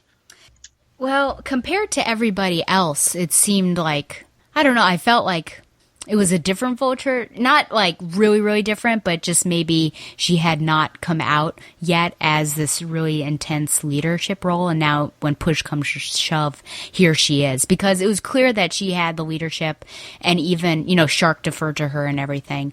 And, but just the fact that she backed away a little bit from that role and let Fox do what he was doing, I almost wish that she would have taken it out on Fox and shown her violence there, and then maybe gone for the people. But it just seemed like, whew, what a jump now all of a sudden, now that Fox has failed and everyone, like, she's going to take it out on everybody. And everyone, like, that's the extreme thing, is this not Batgirl now, because she had that whole thing about don't touch Batgirl. Not her people, but everyone that was in that particular area. So it seems like she is very much about perception and reputation, and so now that it's a bit singed, to be punny, she's willing to scrap the whole thing. So yeah, so right. Keep in mind this characterization when we go on to the next issue, because I'll have a question about that as well. Shark's move at the end, Barbara was really tested. I mean, very similar to Cass against that metahuman, very much tested in this physical battle, and she's able to use her smarts and take him out. And then she goes back, as Barbara does, she goes back to help him out, and he ends up pushing her out of the way, and this is something that confuses her. It ends his life, and she considers it a while. What do you make of this move that he does at the end? I think it's one of those things where it was evident that Batgirl's a hero, and she was trying to save everybody. And I don't know, I think it's a little bit easier to kind of suss out in terms of in this title where he didn't want to die, but he, I don't know. I'm trying to remember now the previous issue in terms of how villainous he may have been or not villainous. I think it's great artwork, especially the look on Batgirl's eyes at the end. Yeah. I feel it's one of those things where I probably have seen before, So it's like, okay, so he saves her in the end because she tried saving him. He couldn't move, but he could save her, and it's that. I don't know if it's any deeper than that, which I think is actually nice. It's nice that like there are some villains who have some positive elements to them. Even if it's before they died, it was a nice scene to see, I think. But I didn't think it was puzzling or whatever. As puzzling are you puzzled that Barbara was puzzled? I mean, I guess for somebody who fought her and he tried killing her, all that kind of stuff. I guess in the moment that is something that I like the detail later on, which is I can't stop thinking about it. But as a comic book reader, I'm like, I've seen this before. So I don't necessarily feel as puzzled as she does, but I get how she is. Yeah. Okay. And I mean, in a sense, like he saved her as well. So maybe it was just she could have died. But out of all the people, though, I think Shark was obviously the most aggressive in terms of fighting her. But Fox would have been if he had done a turnaround, I think that would have been the more shocking of all of them. But so the other question I have, I think my final question, and then I'll talk about Scott's whole run there. Were you surprised at all at Alicia's decision, or were you surprised at Barbara's reaction to the decision? I actually like this the most. The whole. This is the part about the issue I like the most because her Gordon business has messed her up and she's outside out and she's now broken. Her Barbara Gordon life is very Peter Parker right now. And thank you for mentioning that. I will get back to that. Two minds though, or just like great minds thinking. But I love how she's like, all I can think about is Shark, and her background thing, which I think is very realistic for a crime fighter, and I just think that's a really cool detail. So I like that bit quite a bit. How she doesn't necessarily mind that her name is ruined because she's Batgirl, and that can lead to a very frustrating friend in Barbara Gordon. But I think that's a very believable Batgirl character. Where like Alicia's like, Bab, say something, scream, swear, anything. Are you just gonna let them take your life's work? And she just like, thank you, Alicia, and she just leaves. I love that element. Yeah, I guess it's just a chapter in her life. I think Barbara's not one certainly to focus on certain things, and she's been through so much as a character anyways that I think she realizes that there are always these downs and that there'll be an up following it somewhere. And so I'm not terribly surprised with her reaction. And with Alicia, I think we were all pointing towards the fact that she was going to probably turn over because it would have been irresponsible not to. She was losing way more than she would gain.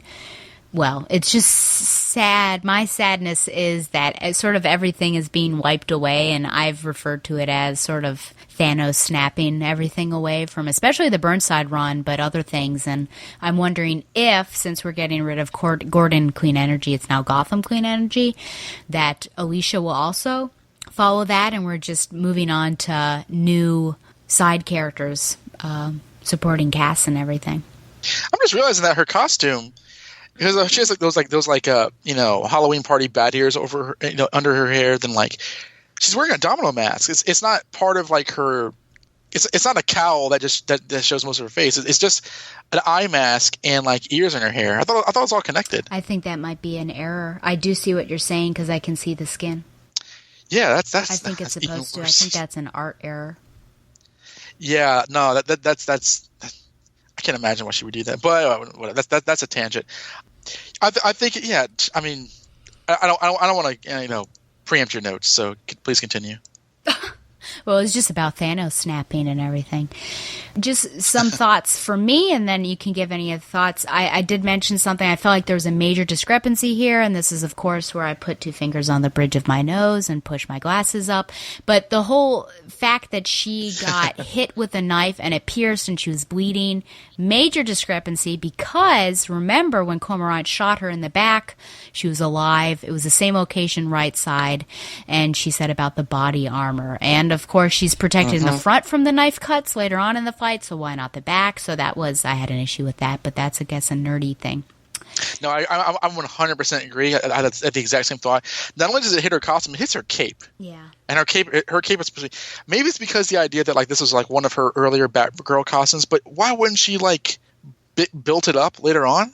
I don't buy that in this day and age the Bat family could get stabbed in the cape and bleed profusely. That to me is maybe when they all started out and it was the 30s and 40s and I guess 60s, but in this day and age they would not be running around and be able to get pierced by like a simple pocket knife. That's just not believable. Indeed. You'd think Dinah would help Babs get a better apartment, but I guess, calling in a favor, that's it. But I did like how, of course, it ends on a positive note there, and we'll see what her run has to, what the next run. I thought that was weird. The positive note that she has hope? Yeah. Well, I mean, like, she's very low. And I'm not saying I want her to be miserable and, like, end it in the fetal position crying. But I don't know. It was like, I have hope for the future. That's a good thing. I can't wait to be Batgirl again after somebody died and I was set on fire and stabbed and my good name was ruined and like my business failed and I'm in the poorhouse in the Narrows and my landlady hates me. Like, I just felt that was a really cheap attempt to like not depress people. I'm not saying they should have been depressed, but like I thought that like kind of like really that was discordant in terms of like the emotion that the story had. Because if you were to kind of like say how you were meant to feel throughout this storyline, I don't think you were meant to feel hopeful. I think you were meant to say, gosh, it sucks being Barbara Gordon. Yeah, well, I mean, yeah, she was beaten down, but don't you appreciate at least that she's looking on the bright side of life, that, hey, she is still alive and she can start a new chapter? I think that could have been done a little less jarring. I don't disagree with like the sentiment. I disagree with the transition. Okay. Well, although, I can see you there, yeah. I do love, as she's setting her life back up, she's putting hammer to nail, which is very symbolic and also literal, and it's a picture of her and her dad. I think that's perfect. Yeah. I think that says more. That says more as a hopeful image than the splash page at the end. I like the splash page at the end. I think that it's good artwork. I like the image, but in terms of like the storytelling, I think the previous panel does a better job of that. And that was certainly probably the worst thing that had happened to her, in my opinion. The rocky relationship with her dad. Oh yeah, I remember listening to your interview with Margaret Scott and how she went about that, which I think is an interesting idea, but it could not have been as intense. I was this is a bit of a tangent, but like I the film Once Upon a Time in Hollywood I saw a couple nights ago. And one of the things that's interesting about that movie is that it's about, these two people. Leonardo DiCaprio is an actor and his stuntman is Brad Pitt, and they're like genuinely best friends. And the film is very long, and they go through a lot of wacky scenarios, but they never really like get in an argument or on opposite sides. They're always friends. And I thought about how I much appreciated that you don't see that in a lot of stories these days. There's always like some sort of thing to like put them at odds. And it was nice to see friends who were just friends from beginning to end. And maybe in the next run, we won't have to have a Jim and a Barbara who at some point or another are on the opposite sides. What do you think about her being in Gotham again? I don't know if it's necessary because like I feel that like she really found a home in Burnside, and I don't know what's driving her to be in Gotham. And Gotham already has Batman. I don't know where Damian is now. The Titans, Batman, and ideally the Outsiders. And damn, I have to think now. Who is in Gotham City? Dick is in Bloodhaven. Jason is in like Las Vegas or someplace. I think the Outsiders are in Gotham City, but I don't know. I don't know. I agree that like she shouldn't be in Burnside forever, but I feel that Burnside was kind of her Bloodhaven, and I don't see what needs to brought. It feels like the current era of DC didn't seem to like the Burnside era, even though everyone else did, and they're trying to move her back away from that. And I don't know if I would agree with that because I don't need her to be like 100% Babs Tarr artwork all the time, but I think that was a good place for a Barbara Gordon Batgirl, a character that doesn't make any sense. And I don't think that like a modern day Barbara Gordon Batgirl. I mean, I talk about this all the time. Fits in a Gotham City as though the 80s and 90s and 2000s never happened. That's what I'm saying, man. There's Thanos snapping away the Burnside run. I am inevitable. Well, I guess it was inevitable. I just didn't know, several years ago. So, final question is, of course, your thoughts on Scott's whole run. Did you see it as successful? Did she understand the Barbara character? What do you think? I personally think that there are degrees in which writers come on, write this current Barbara Gordon character, and they come up with a new character. Because they can't go back to the old stuff because in ways in which the old stuff was an older Batgirl who was dealing with being a congresswoman and stuff, and it was different storytelling tendencies. So they can't really do that again. And also that's little regression. So they constantly try to come up with things that would challenge an adult or at least a modern Batgirl in ways which they feel would make her keep her young while also being challenging. And I think in ways they tend to make her a very toxic character. They tend to make her angry and violent a lot, and they think that that's being kind of like fresh and new, but then it's not really. I think Margaret Scott actually had a better run than Hope Larson did. I think that she had a better handle on who Barbara Gordon was. I feel that with Hope Larson there was a lot of like sort of grasping at straws, whereas I think Margaret Scott gets the character a bit better. I think it was overall a very action-packed and kind of – it wasn't a dark run, but Barbara was kind of like gritting her teeth and angry a lot. So there's more of that. It was more of a Gail Simone influence. But I think this run is not too bad, to be honest. I think that from what I read that it was a better run than the Hope Larson run. It wasn't as good as the Burnside run. It was a more appreciable take on what they were doing, what she was doing with the Gail Simone characters. So I like it better than the Gail Simone run, but I like every run better than the Gail Simone run. It was good. It wasn't great, but I think it was overall pretty good. And I'm sorry that her run ended after 12 issues because I remember her just being very enthusiastic about it. And I don't know why she left, but I wish she stayed around just for a little bit, just to kind of maybe come out of this sort of like trendy, way of writing Batgirl stories, kind of just making them action thrillers, and kind of just trying something a little bit easier to kind of get into. So, for what it was, I actually kind of liked it. And I was rarely really upset with what she did, to be honest. Although I don't like James Gordon Jr. at all. But, I don't really have anything against her run. But what did you think about it? No, I would agree. I think that it was an okay run. I mean, we were coming off of the Hope Larson run, which was, I'm going to find myself several times throughout the entire run, and it never really panned out. And just mischaracterizations, I think. And so I think that, as you said, Scott had a better handle, I think, on the Barbara character. It was at times darker than I would have liked, but we were warned in advance. I mean, she said that she was influenced by Gail Simone's run, and of course we had Grotesque pop up again, Grotesque round 2. So, we were warned in advance, but it could have been really, really dark, and it wasn't, and I think she was able to toe a happy medium. I think there were some opportunities that were lost, especially with the congressional thing. I think that, boy, that was a missed opportunity to potentially do something either with her father or with her. And I think my biggest thing was just bringing her back to Gotham, but I have a feeling that it wasn't in her control to do that. It seemed like it was probably DC, because here she is, for the remainder, and she set up the next run with her settling down. So, yeah, right. I think I wasn't unhappy with it, I would say. I think that it was pretty good. Excellent. See, we're agreeing, not arguing. Your Instagram post was a lie. Okay, well, I can change it. So 4 hours later, agreeing with friends. Grade out of 10 bats on this one. I give it a 7. Okay, and I'll give it an 8 out of 10. Gotcha. Okay, finally, we are moving on to our final issue, and it is the first issue of Cecil Castellucci.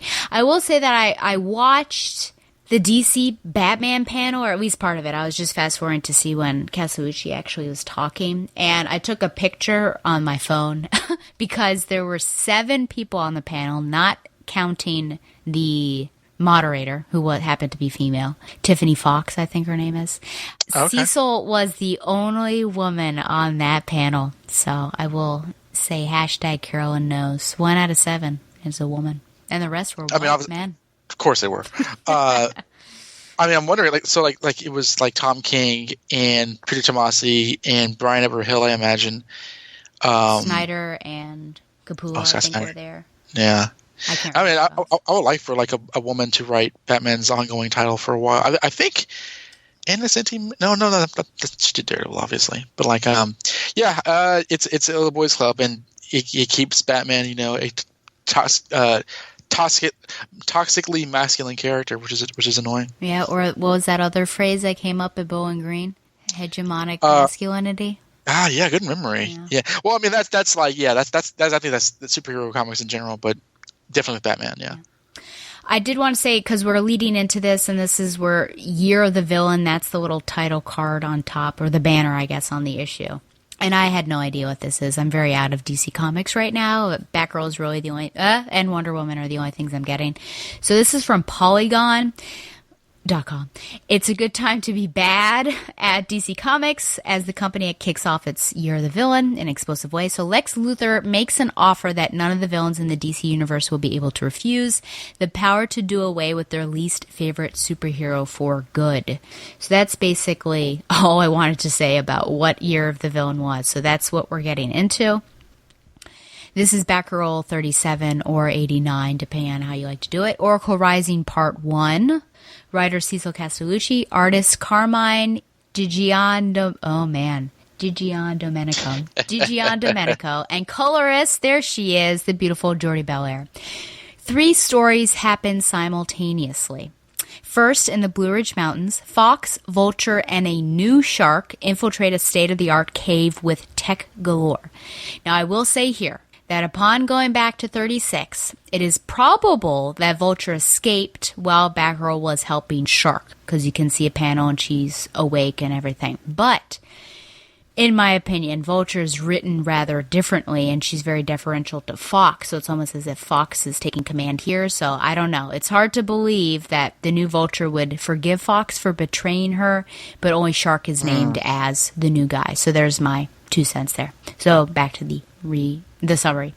The Terrible Trio are hoping to find something that can get them back on their feet again when they discover a vault with even more security.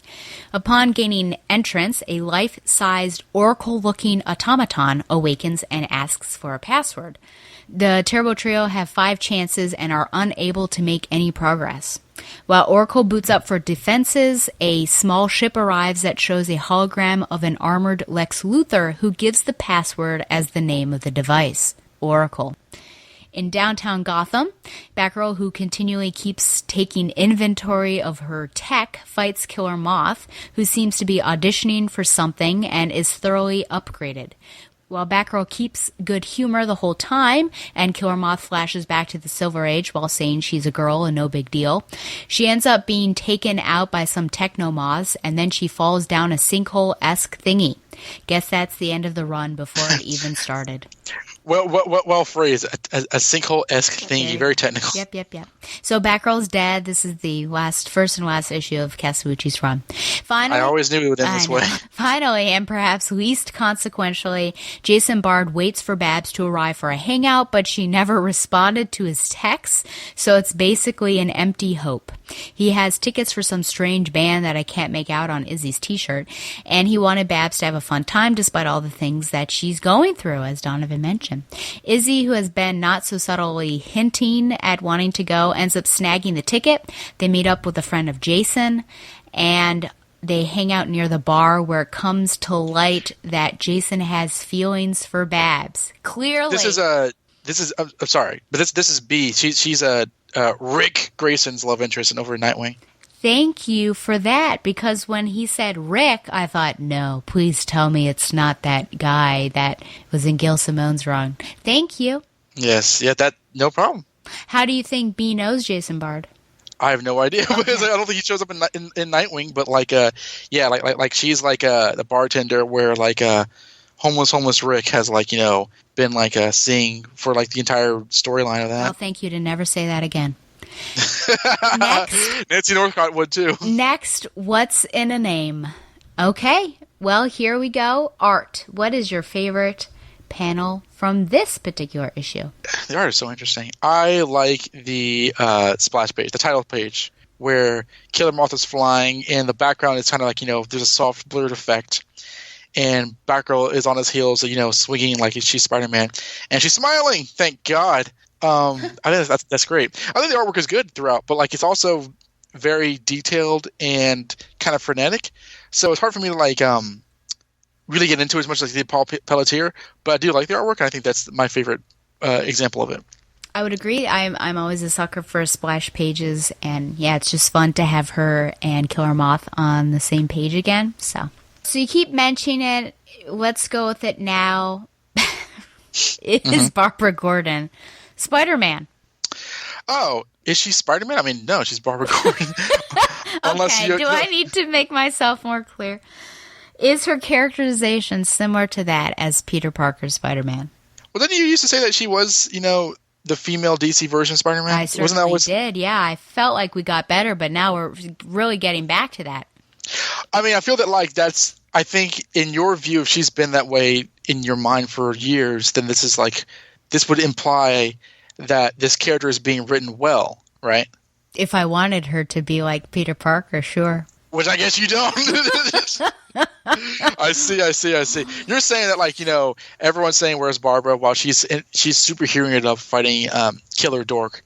I guess. And keeping track of things because now she's poor. Keeping inventory is very similar to him. Like, oh no, my web shooters are out and it's going to be really expensive and I don't have any. I mean, that taking inventory the entire fight, I thought, what is going on? Well, I like that because, like, I feel that they should know where the batarangs go. I mean, they can't just like leave those things around. But true, yeah. But I felt like hers was not necessarily out of safety. Whereas this been before, it's been out of like I don't have too many batarangs. I've got to keep track of them. I mean, I suppose that is. I didn't read that as like this is an element. This is an indicator of her, lower income status. I mean, I don't know why she can't just drive to Wayne Manor and get some. Like seriously, or have Alfred mail them. But I really didn't. That really didn't come across to me as like this is an all new, different Barbara Gordon. It felt like they were just trying to write Barbara Gordon as the working gal superhero, and I dug that. It is Spider-Man like, but I thought Spider-Man's template works for a lot of characters. Okay, well I'm glad you're satisfied. But I did like. I mean, I liked her quips and that she was like this was I think a lighter Barbara than we've seen for a while though, so I did very much enjoy that. I think it was just the inventory and everything, and she's living in the Narrows. I thought, oh no, what's happening? But I suppose you have a question about her voice, so I'll leave it to you. Never mind. Oh, her characterization or how she's written, you mean? Mm-hmm. Well, we can certainly tackle that now. Yeah, I really liked her voice in this. This to me felt right for a Barbara Gordon Batgirl. I still think that I think writers have a mix between trying to write her as Oracle, who's an adult woman, and their idea of Batgirl, which is like Tara Strong from the animated series, or Yvonne Craig. But I don't know. It's like I think it was a little much like Killer Moth. What a joke, because she has such history with him that I feel that like she of all characters probably wouldn't underestimate him, but she does. Probably the writer does. I don't know. She was so like grimdark in the previous runs. I like a Batgirl who is just more naturally lighthearted. I mean, I think Barbara Gordon can be grimdark. I think she has been for a while. That is her character now. But I liked this, where this was just a little bit more, just less stressed out, just much more relaxed. That felt much more at home, without it being commented on. Like, wow, I sure am in a good mood. It's like this felt like this was sort of natural to her, how she should be, and I dug it. I think it's interesting that she underestimates Killer Moth because of the fact that he underestimated her in the past, and even now he makes that quip about her being a girl. So I think it almost like comes full circle. But no, I think she is certainly more joyous, and she's not... I mean, she obviously understands it's a threat and everything, but she takes it, somewhat lightly and has fun with it, and... She's also smart, though, in how she's trying to engage him in the battle. And so I do think that this is a different one than we've seen. Like, her voice, I think, is more different. So I wonder if, like, this will be a breath of fresh air and we'll have her more positive throughout, or, is she going to be beaten down again, as often happens? I mean, yeah, they may be setting her up for like a horrible fall, but, like, I don't know. This was like, it's like... It's the closest to Burnside's characterization that I think it's been in years, which is that's like 2 runs ago or 3 runs ago. Yep.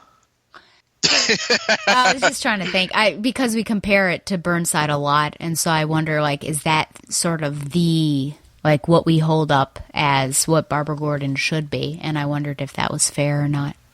Well, I think Barbara Gordon should be how she was in Cassandra Cain's Batgirl title. But we can't have that. Mm-hmm. So my conflict is always, how do you write Barbara Gordon as Batgirl now? Because she's had so much character development. You want her to be Batgirl. And how do you portray her age? Because they want her to be young. Yeah. So there's always like, how do they do that? And every writer has different ideas. Burnside Batgirl made it to where, even though it was very, very millennial, I felt it was fun.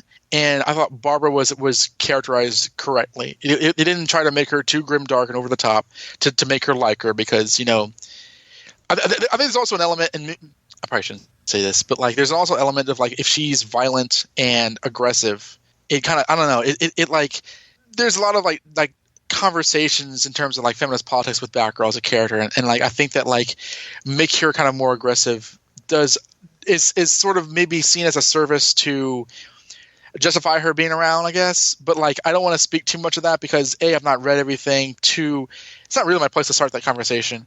And 3, I don't want to lend the idea that like if she's not acting traditionally feminine, she's not a woman or anything like that.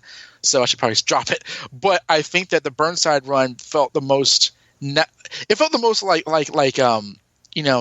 and at ease with depicting her as a character. I don't think she's the same character in that run that she was previously, but I think that it was close enough, and everything else has been trying to be as good as that. And I think this one gets the closest to being that, just in terms of how she's written, personality wise. Hold on, I've got Carolyn on the other line. I invite her to disagree because I want to learn, and I know that like I'm speaking with not as much information at the helm, so I don't want to speak out of pocket. Yeah, and you're speaking with the wee. It's not in my hand. Okay. Anywho, it's hard for me sometimes because I look at this Barbara and we're told that she's got the same history, but it's clearly not. And so I think that's why there's almost this lack of gravitas with the character, because the Oracle that we just read, 5 hours ago has gone through so much that she's not the bubbly, effervescent Barbara that we see here, and perhaps for good reason there. But it's sometimes hard though, right? Because we're told she went through the Killing Joke and everything, but she didn't have that Oracle past, and yeah, it's interesting. I don't know. And then she did, and it's just like it's. Like there's a news release. They said that DC is going to take time out to fix their continuity, and I'm like, you're just now doing this. Yeah. Like that's not good enough, and they clearly don't know. They don't know who Batgirl is. They're not. There's not an editor saying this is who Barbara Gordon is. So that's bad because you're trying to have us swallow this idea that she has to be Batgirl, and we have Stephanie Brown back. We have Cassandra Cain back. We have I almost said Hope Larson. A Harper Row as a character. I was on Earth2.net talking about Batgirl Year One, much to your chagrin. Oh, and, what betrayal of all betrayals! You don't even know who they are. And we were talking about like why is there multiple Robins but there can't be multiple Batgirls anymore? Like why? That's never been explained. I understand not making her paralyzed because Bruce Wayne was paralyzed until he wasn't. I think that's a perfect argument that Gail Simone had. There's not a good enough argument to say that like she has to be the only one, while we have multiple Bat women running around avoiding that mantle as though it's like this seat's reserved. It's just not. That conversation is always a one that ends with because and it's for pure Silver Age nostalgia, I think. But I don't want to pollute your podcast with that anymore. I don't think they want more women than they can handle on the page. You think it's I don't know. Why do you think they want to keep her being Batgirl? Oh, Barbara? Right. Because she's the most recognizable, and they're playing it safe. But it's not like they have a Batgirl cartoon or a Batgirl movie out more than anything else. They brought back Kyle Rayner as Green Lantern, so like they could do, like the Green Lantern Corps book, which I really liked, was like how Guy, John, and Kyle Green Lanterning it up. Gail Simone's always thought that like a Batgirl's plural title would work. Of course. Because she's just so hard to define and characterize, and it's easy to get her wrong when she's just on her own as Batgirl. If she has the context of her proteges like Stephanie and Cassandra, then it's far easier to write Barbara Gordon, I find, if you are going to do a Batgirl thing, because she has to be the first and the most experienced. Otherwise, it's like, oh man, I can't balance my normal life. Like, of course you can. You're an adult. So I don't know. We're getting away. I am drawing us away from the comic book, and I apologize. Well, this is, I guess, a discussion to have for another time. What do you think about having the Terrible Trio return? Yeah, thoughts on Vulture's characterization also. But yeah, just the fact that we just finished a run with them, it seemed like that was at an end, and then they pop up here again. Yeah, it was amusing to me that like they pop up right back up in the very next arc, and usually villains do that to get killed, but like they seem to have a purpose here. I like the Terrible Trio. I like them in this run, and I was like, oh, cool, they're still here. That was actually kind of pleasant to see. I laughed when they're in their like very realistic animal masks in like astronaut costumes. That's just a very bizarre image. I don't see how Vulture can see because a Vulture's eyes are like on opposite sides of his head. Yeah. But I was pleasantly surprised to see them again. And like I don't think that Batman's D-listers being related to a Batgirl title is necessarily like, you know, a comment on her character, like, you know, Tim Drake fought Masked Zeus and stuff. So I like the fact that these recognizable D-listers have a home, and they can kind of level up and become a lot more of a threat and start off with a storyline. So I thought they were used very well. Vulture's characterization, I actually didn't pick up on that too much. Okay, so I just wondered if you think it's the same Vulture or not. I didn't think that it wasn't. Okay. And I think when I was listening to you synopsize it, I thought that like that was a good point. So, but again, like they mentioned that it's a new shark, not a new Vulture. So I think it's just the writer getting started on this run maybe before Margaret Scott's run ended. Sure, that's true. Yeah. And then final question, of course, is with Jason Bard. So he comes to a realization. It's been building. I've sort of sensed that something was brewing. And then all of a sudden he needs to have two women tell him that clearly he has feelings for Barbara Gordon at a rock concert by the bar. Thoughts on, you know, this development? I don't know what to say. Thoughts, you know, if we were in the 70s, I'd be ecstatic, but we are not. This is a completely different Jason Bard. So what do you think about this character? What do you think about this journey that he's been on? Really trying to ingratiate himself with Barbara for a long time, it seems. I thought this is only a matter of time. And it's only a matter of time before this goes somewhere, and he tries to redeem himself, and they get in a relationship, and he makes a mistake, and she dumps him, and she's like, I can never love again, and he tries to redeem himself, and then he dies. Oh my! So you think they will in fact enter a relationship? I mean, she has a boyfriend every arc, right? She had Luke Fox in the Burnside run. She had Kai in that first run, and then later on, she like. We don't speak of him. Then like the Penguin's son, and then she kissed Dick Grayson again, which is what she should be doing. Yeah, thank you. And shout out to Nancy Northcott. And in this run, I mean, Jason Bard is a historical love interest, so I have no problem with it. I know he's a different character, but I think that like it's I don't know, it's doesn't particularly bother me unless he's like shooting up heroin and she's like, "What are you doing? How could you do that? Let's go. What do you want to go eat tonight?" And just be dumb like that. But I think that I feel that like this was sort of like telegraphed that like he was going to, you know, fall in love with her because everyone loves Barbara. I mean, literally in the DC continuity, Barbara Gordon is seen as a very attractive person that people can easily fall in love with. It's like Donna Troy. So I was not surprised. Do you disagree with that?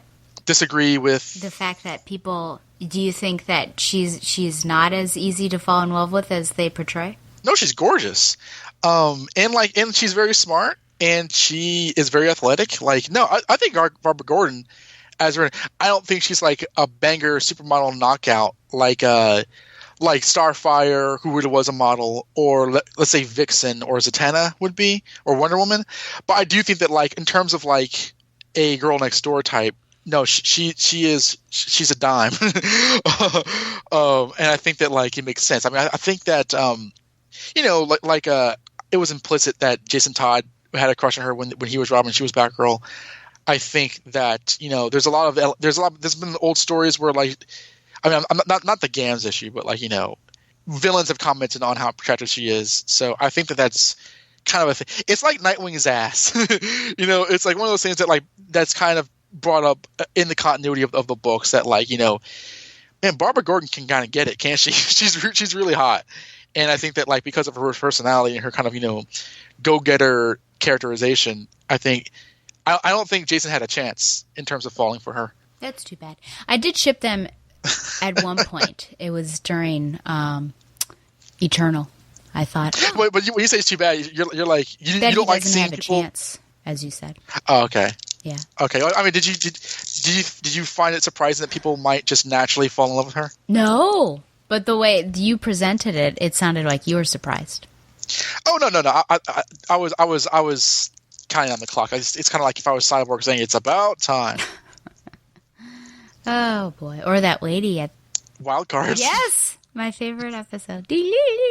Anywho, yeah, you know, I guess my problem with it is it's not the Jason Bard that I have loved in the past. He Sure. is making, just like Cass, he's making steps to become a different character. So I guess I shouldn't hold like judgment and everything against him. And I've just also been very burned in the past with how writers get Barbara in relationships because they just seem like they're poorly thought out. And so I want to be sure that, it's well done. They're for the sake of the relationship, not for the sake of the characters. Yeah. And so I guess if it's a slow burn and we can see how it happens. I mean, it has been, to a certain extent, he's been trying to ingratiate, like I said, himself towards her. He was really nice and got herself off the street. He offered her a place to stay.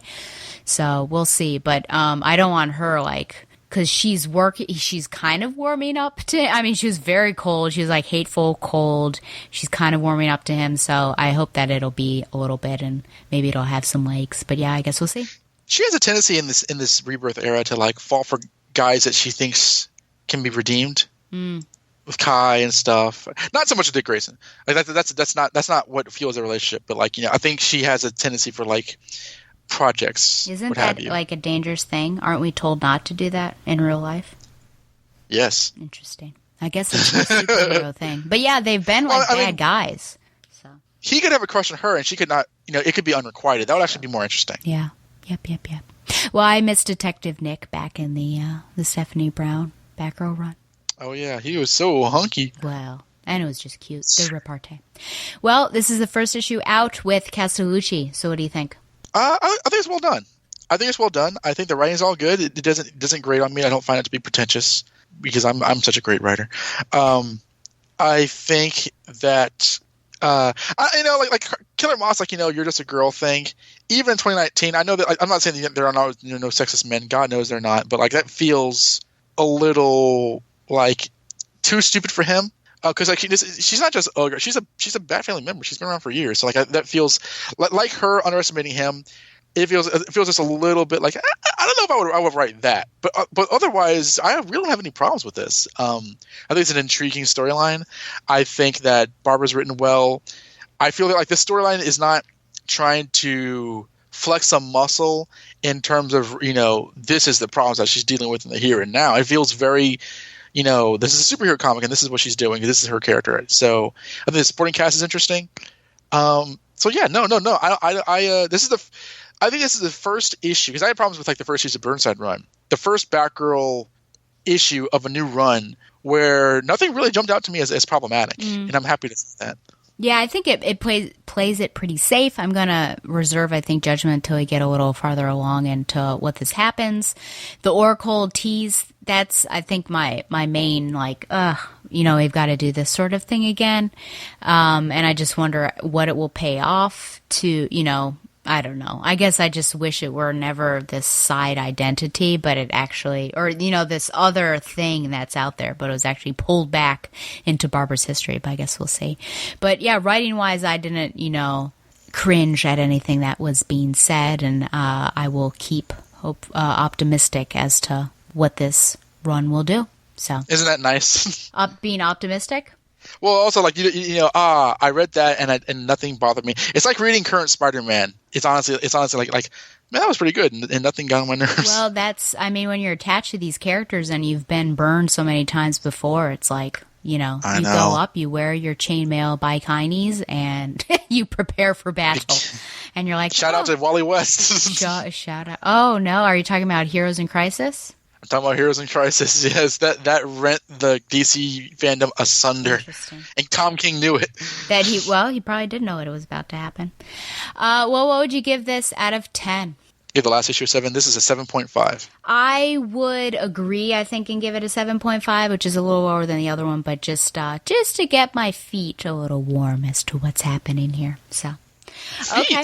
Well, next is Chris's Cornucopia of Curiosities. That's like surviving the dog days of summer with a cold drink when you're in the home stretch of a great podcast. Thank you very much, Stella. Hello, Bat fans. Welcome once again to the Chris's Cornucopia of Curiosities segment. Thank you very much, listeners, for downloading, and as always, thank you for not fast-forwarding. My name is Chris, and I am very glad to be with you. Today I'm covering Batman Adventures number 22, and in the Night Watch segment, Nightwing number 62. Batman Adventures number 22 was originally cover dated July 1994 and cover priced at $1.50. For this one, we had our usual creative team of Kelly Puckett as the writer, Mike Parabeck was the penciler, Rick Burchett was the inker, and Rick Taylor was the colorist. The Batman was created by Bob Kane with Bill Finger. This story was reprinted in the Batman Adventures Volume 3 and appears to be available on Comixology. I'm not sure if this is available on the DC Universe app or not, and our story today is entitled Good Face, Bad Face. Act 1. Harvey doesn't live here anymore.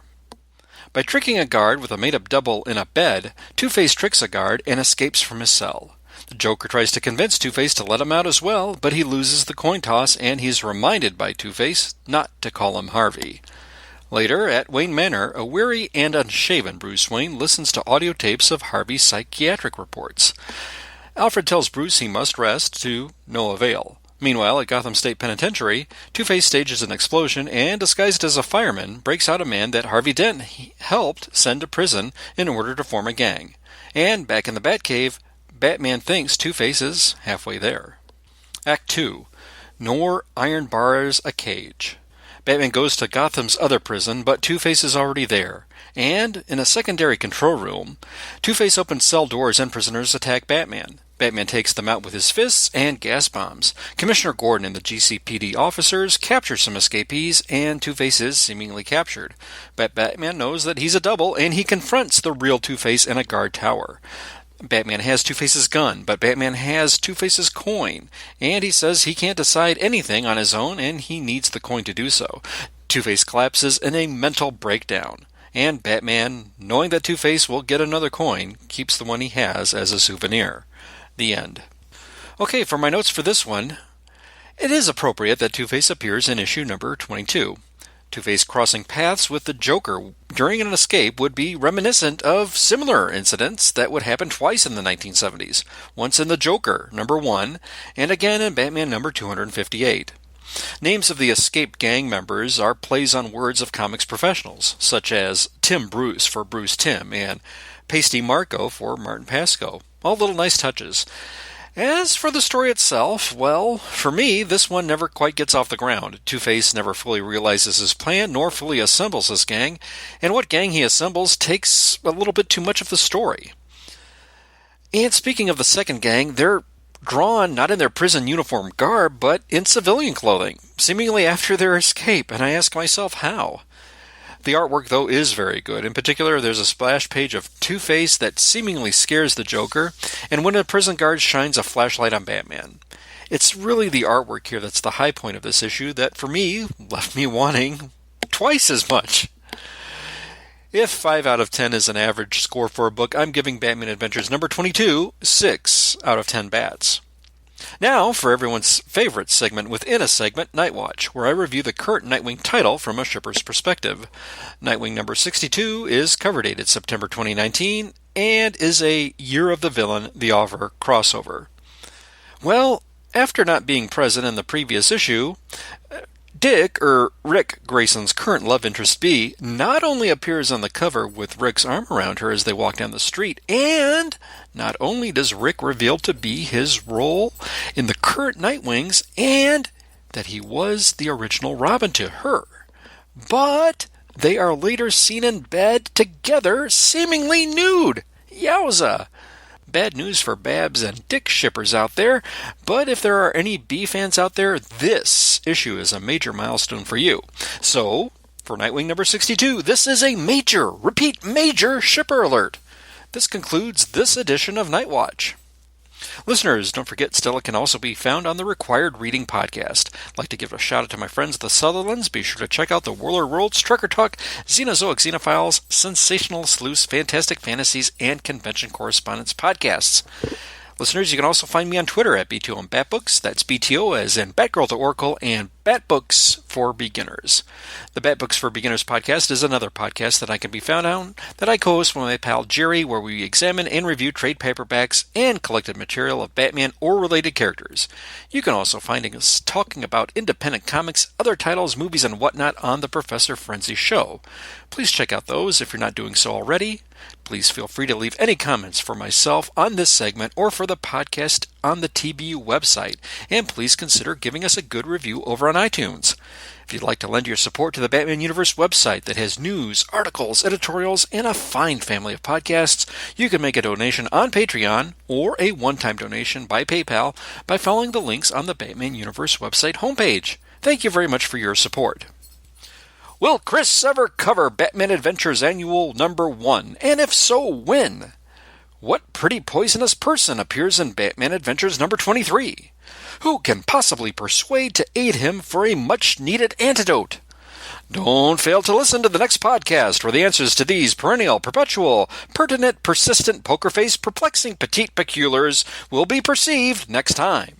Same Stella feed, same Stella site.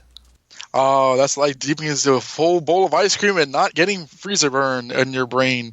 Hello, everybody. I'm Chris. Okay. Thanks, Chris. Oh, my goodness. Okay, well, I have not had time, so there's no anime watch list this time, but I have read some books, but I will turn over to my book selling buddy, Donovan, to give some of his literature recommendations.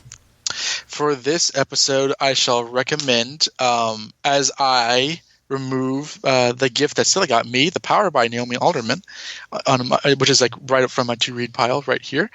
The book I'm recommending is All Eyes on Us by Kit Frick.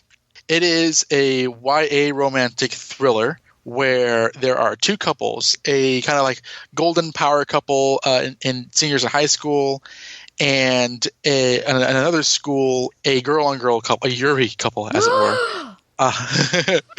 And there is a mysterious person, an anonymous person who's texting them saying that like they are about to lose everything. The lesbian student is in the closet with her parents, who are a part of a fundamentalist Christian church, who actually have their hands in like gay conversion therapy. And so she is seen going out with the golden couple's boyfriend often. So he is cheating on his girlfriend with her, but she's just using him as a beard. But somebody found out her secret and is blackmailing them. Who can it be? I read this because Kit Frick is married to a friend of mine, Osvaldo Ayola, who is a former professor of New York University and runs the comic book blog website, The Middle Spaces. It's a very, very, very very intelligent guy and a very talented writer. And I read Kit Frick's previous work. What was it called? It was like All the Stars. I believe it's. I want to get this right. Her previous work was All the Stars. Yeah, See All the Stars. So I read this. These are different stories, but she is a getting her feet wet as a YA writer. And I would not say that I'm usually a YA reader, but I found both works to be very readable, very entertaining. And I think that even though I may not like many of the characters, it's a very engaging read, and I would recommend that. Is that all you have? What else have I read? I read Little Fires Everywhere. Oh, by yes, Celeste yes. Ng. Have you read that? Oh, yeah. Oh, cool. When did you read it? Maybe last summer, I think. Okay, yeah, because I know it's new relatively. I remember actually when it came out, and like it was selected for the book club that I'm in at Barnes and Noble. I read that, and I dug it. I thought it was a very intriguing story. I like kind of the dichotomy between the kids and the mothers. And it gets into issues like interracial adoption and stuff, which is interesting for us because one of the people in our book club literally adopted a baby from China. So I was always wondering how she thought in reading this. But yeah, I thought it was pretty solid.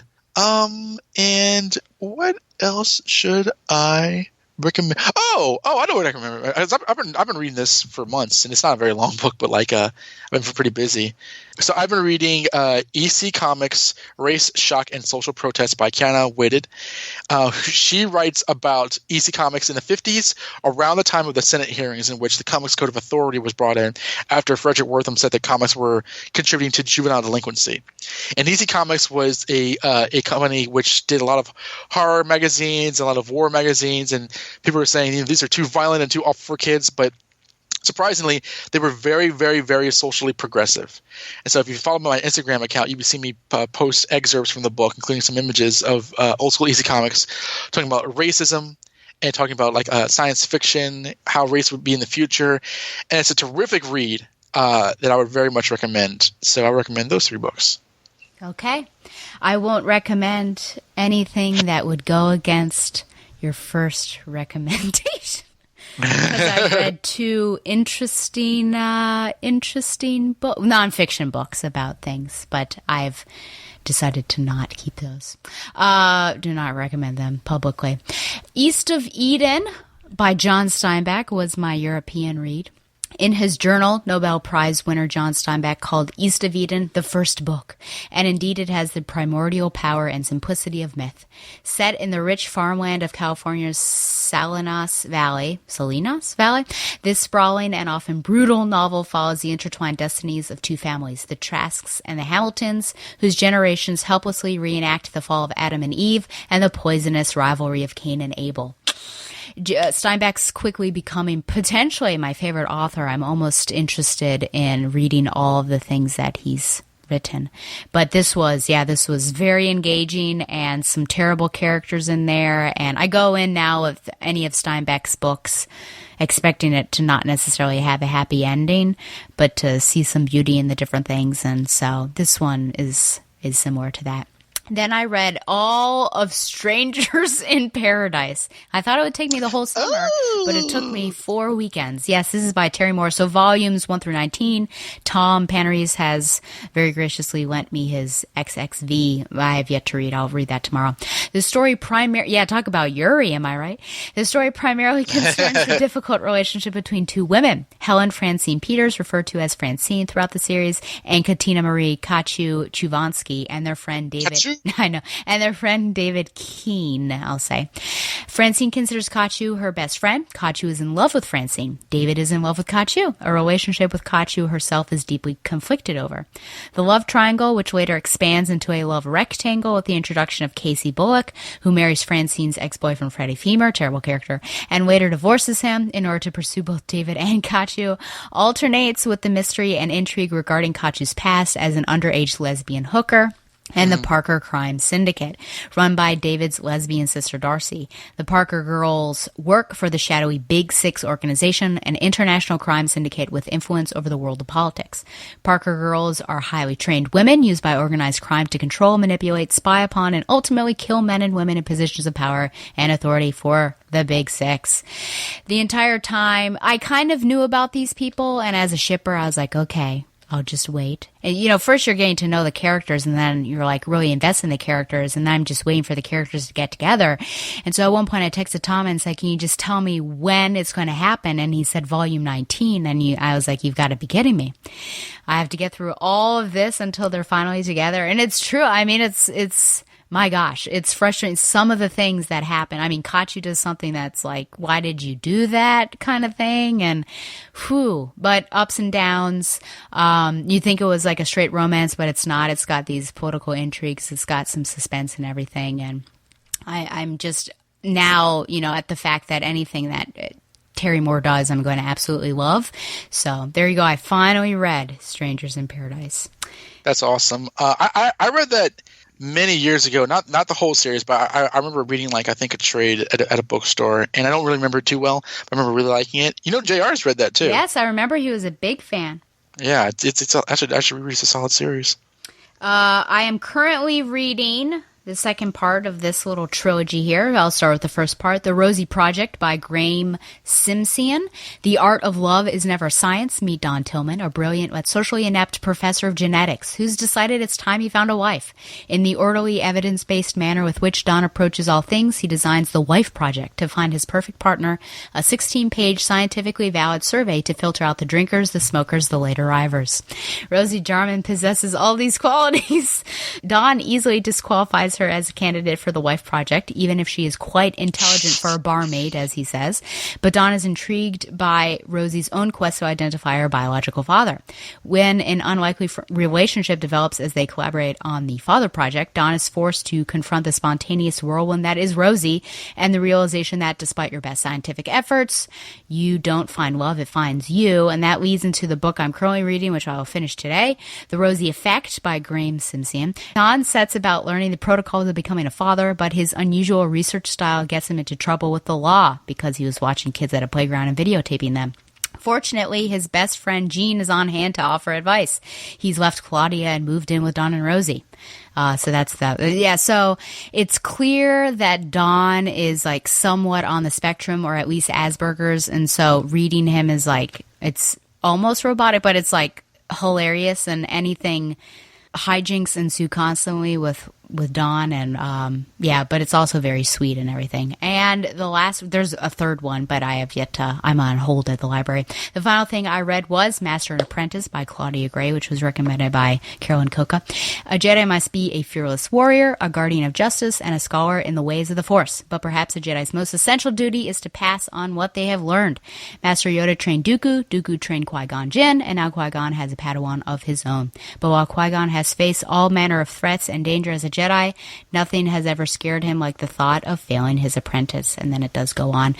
This was really interesting. Obviously, you get to look more into that relationship. And I think to a certain extent, the author is able to delve into some controversies I think that people had, finding out that Dooku and Qui-Gon sort of had similar ideals. So we get to look into Qui-Gon more. And so that was good. So those are my recommendations. I've just been speeding through these readings since I've had some free time. So yeah, I'm trying to catch up. I'm about to start. This is very short. For the next book club, True Grit. I've not read that or seen. Yeah. Okay. I've not read that or seen the films, but I will be reading that within the week. Okay. Well, before the questionnaire, Dawn, would you like to tell people where they can find and support you in case it's the last time they hear from you? You can continue to enjoy me at QNoAnswers.com, where myself and my partner in rhyme, Harrison Chute, run the podcast, the social political podcast, Questions We Don't Have Answers. It's generally weekly. We have over 100 episodes we've done the last 3 years. We run through a gamut of topics for our podcast. Our most recent episode was recorded live in Comic-Con, our third one in a row, where we rewatched and discussed what the question being, what can we learn from Neon Genesis Evangelion, which is a lot of fun. And I contribute to the BatmanUniverse.net, as you might imagine, intermittently. I'm currently the reviewer for the Teen Titans title, of which I've only reviewed 2 issues. I have done articles, editorials. I still need to finish my Tim Drake retrospective series. I'm like 4/6 of the way through. And I'm on some commentaries, also the the Gotham Chronicle podcast, which has finished the whole series, but we still have a couple episodes we'd like to do just in terms of conversation. But thank you very much for having me, and I look forward to continuing reading and discussing the Cassandra Cain Batgirl series, because I have full confidence that nothing will go wrong between now and when people listen to this. Interesting. Okay, well, let's see. Let's put your money where your mouth is. This is a 10-question questionnaire. Are you ready for this? No. Well, we're starting off with a zinger. In your professional opinion, is Batman a jerk? Yes. Oh, interesting. Have you ever or do I'm sorry. Have you ever or do you consistently mansplain? Yes. Oh, my heavens. Is there a feminist agenda? Yes, and the feminist agenda, as was told for me in my classroom when I had my women's studies as a minor, is that agenda is gender equality. Okay. So the answer is yes. Okay. What is your daily consumption of coffee? Nil, I don't drink coffee. Lovely. That's a great answer. Does Carolyn Coca indeed know? Yes. Shipping or no shipping? Shipping. That's easy. Oh, man. Okay. Peaches or no peaches? Wait a minute. What is it? Is this regards to the actual fruit or to your, like, emoji fetish? Oh, it's... yeah, the answer, yeah. It's your interpretation of the question, I suppose. I should show you. I'll show you an image when we're done with this. But like, I prefer not to have, like hairy cracks just pop up, when I least expect them. So no peaches is what you're telling me. I love fruit, but I seek them out rather than have them fall upon me. Okay. What are your thoughts on Dana Sterling's constant use of the shower? That wasn't beyond the first like 3 or 4 episodes, right? I'm sure her mother would be very proud. Okay. Tobey Maguire, Andrew Garfield, or Tom Holland? Oh, this is a serious question. In regards to their own performance, not their movies or how they're written. Another one silence. I'm thinking. I mean, you asked a clarifying question, so now I've got to think about that. What you believe best represent in their performance best represented your ideal Peter Parker? Andrew Garfield. Okay. And finally, Babs or Starfire? For me or for Dick Grayson? For Dick Grayson. Barbara Gordon. Okay. Thank you. Boy. But to get there, he has to have his relationship with Corey. Interesting. Okay. Well, you heard it here first, folks. I guess you can vote on whether this person passed my questionnaire or not. I did tabulate. Once this episode posts, I'll put up a little Twitter poll because everyone, of course, on Twitter knows, right? So they deserve their feedback. Remember, you can send any questions or comments to batgirltheoracle@gmail.com. Even if you have a complaint about my co-host or you feel like he was wrong in his judgment about Spider-Man Far From Home, you can email me. You can also find the show on Google Play and Stitcher. Who are you? Like the show on Facebook or follow it on Twitter at Batgirl and follow the Batman Universe on Facebook and Twitter as well. And support TBU by subscribing to Patreon. Once again, thanks to Mile High Comics for sponsoring Batgirl the Oracle, the Barbara Gordon podcast. And until next time. Fly on, cast lover. That's like immediate dismissal. That's something you do not do. Oh, man. Oh, yes. Fly on, Babs lovers. Just plain Barbara Gordon, masquerading for a lark as she rides into the night on her special Batgirl cycle. Who knows? Is the dynamic duo destined to become the triumphant trio? Only time will tell us more about this dazzling daredoll. I love a happy ending, don't you? Hola. We're here in Valencia. It's Ellie and I, and Ellie is here for True Confessions. We're here at a tapas restaurant. True Confessions of the Peanut Tin Incident. The Peanut Tin Incident of 2019. Okay, she is a little nervous, so I might ask her questions to get her going. Ellie, where did you even get this peanut tin? Why did you need a peanut tin? So, what happened was I am in Valencia studying abroad and living with a host family, and my mother thought it would be nice if I got a gift for my host family. And we were trying to decide what to get them, and she thought it would be a good idea to get some nice Virginia peanuts because that's a local thing, and she thought that they would like it. So she went out on her own. Are you blaming your mother? No, it was nice that she was getting the gift for me because I didn't want to. But the point is, I did not see this gift before it came home into my hands.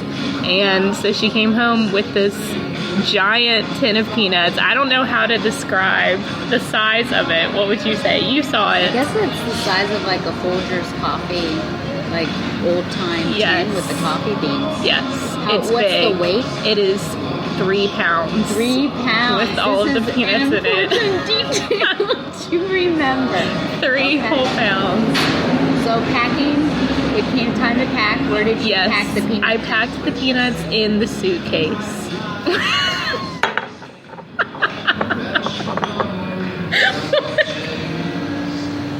Stella has just almost spit out her cappuccino. Okay, I'm so sorry. I don't know why. Because I'm thinking ahead to the story. Okay. It's really, never mind. Okay, so you're on your way? Yes. The peanut tins are in the suitcase, safe and sound. What is the allowance of suitcase poundage when you go overseas? I believe it was 50 pounds. 50 pounds, okay. So So now you're in the airport, you're saying your last Cheerios to your parents. What sort of final words of advice did your parents give you? So my suitcase, we thought, weighed about 40, what did I say? 48 pounds. And so my parents, their final words to me were, if the suitcase is overweight, take out the peanuts. Okay. So you're rolling up to the to check in. So I go and put my suitcase on the scale, and it is, in fact, 51 pounds. 1 pound over the limit. And so what pops into my mind, the words of my mother saying, take out the peanuts. So I take the suitcase down, unzip it in front of everyone, and pull out the tin of peanuts and put the suitcase back on the scale, and sure enough, it dropped 3 pounds. So I was good. But then, what did I have to do with the peanuts? I had to put them in my carry-on. Wow. Okay, so then you make your way to TSA and the security checkpoint. And what went on there? So, you know that you have to put food out on the what is it called? Electronics. Yes, larger electronics. So I had to pull out the peanuts, which they don't look like peanuts. It looks like this big, just giant tin of who knows what. And so I put them out. They were going along on the belt. They had their own tub? They had their own tub. They could not fit with anything else. And so the guy who's checking all the items looks at them, makes a very strange face. Like, what in the world is this? And picks them up and puts them on the, secondary belt to get a second check. Because they looked very suspicious, and so they had to get scanned. They had a little x-ray, and meanwhile I was just standing there wondering what in the world was going to happen. If I was going to get arrested, or my friend was also there laughing at me, which didn't help. So would you say the peanut tin got a pat down? I would say that, sure. So after this experience, what have you learned, would you say? What have I learned? What parting words of wisdom would you give to listeners that want to take a 3-pound tin of Virginia peanuts overseas? Never do it. I didn't even get to eat them. Well, maybe when I got there, but there was nothing in it for me. I just had to cart them around the whole time. I had a couple more flights after that and was in fear the whole entire time that I was going to get arrested. Did you think people thought that this was a snack for you for the 8-hour flight? Probably. You just took it down and started. Okay, well that happens to be, told you 6 minutes. That's the peanut tin incident of 2019, and boy has it brought joy to my life. Yeah, too much. Listening and repeating it over and over again and just imagining every little detail. Well, thank you, Ellie, for telling us, sharing your story. There should be a poll on a scale of 1 to 10. How funny was that? I can do that. Do on it. Twitter. You would give it a 10. I would give it a... I'd give it over a 10. 3. Well, that's because you lived it. I'm living it through my imagination, and just, it's a beautiful thing. Okay. Ciao. Goodbye. Adios.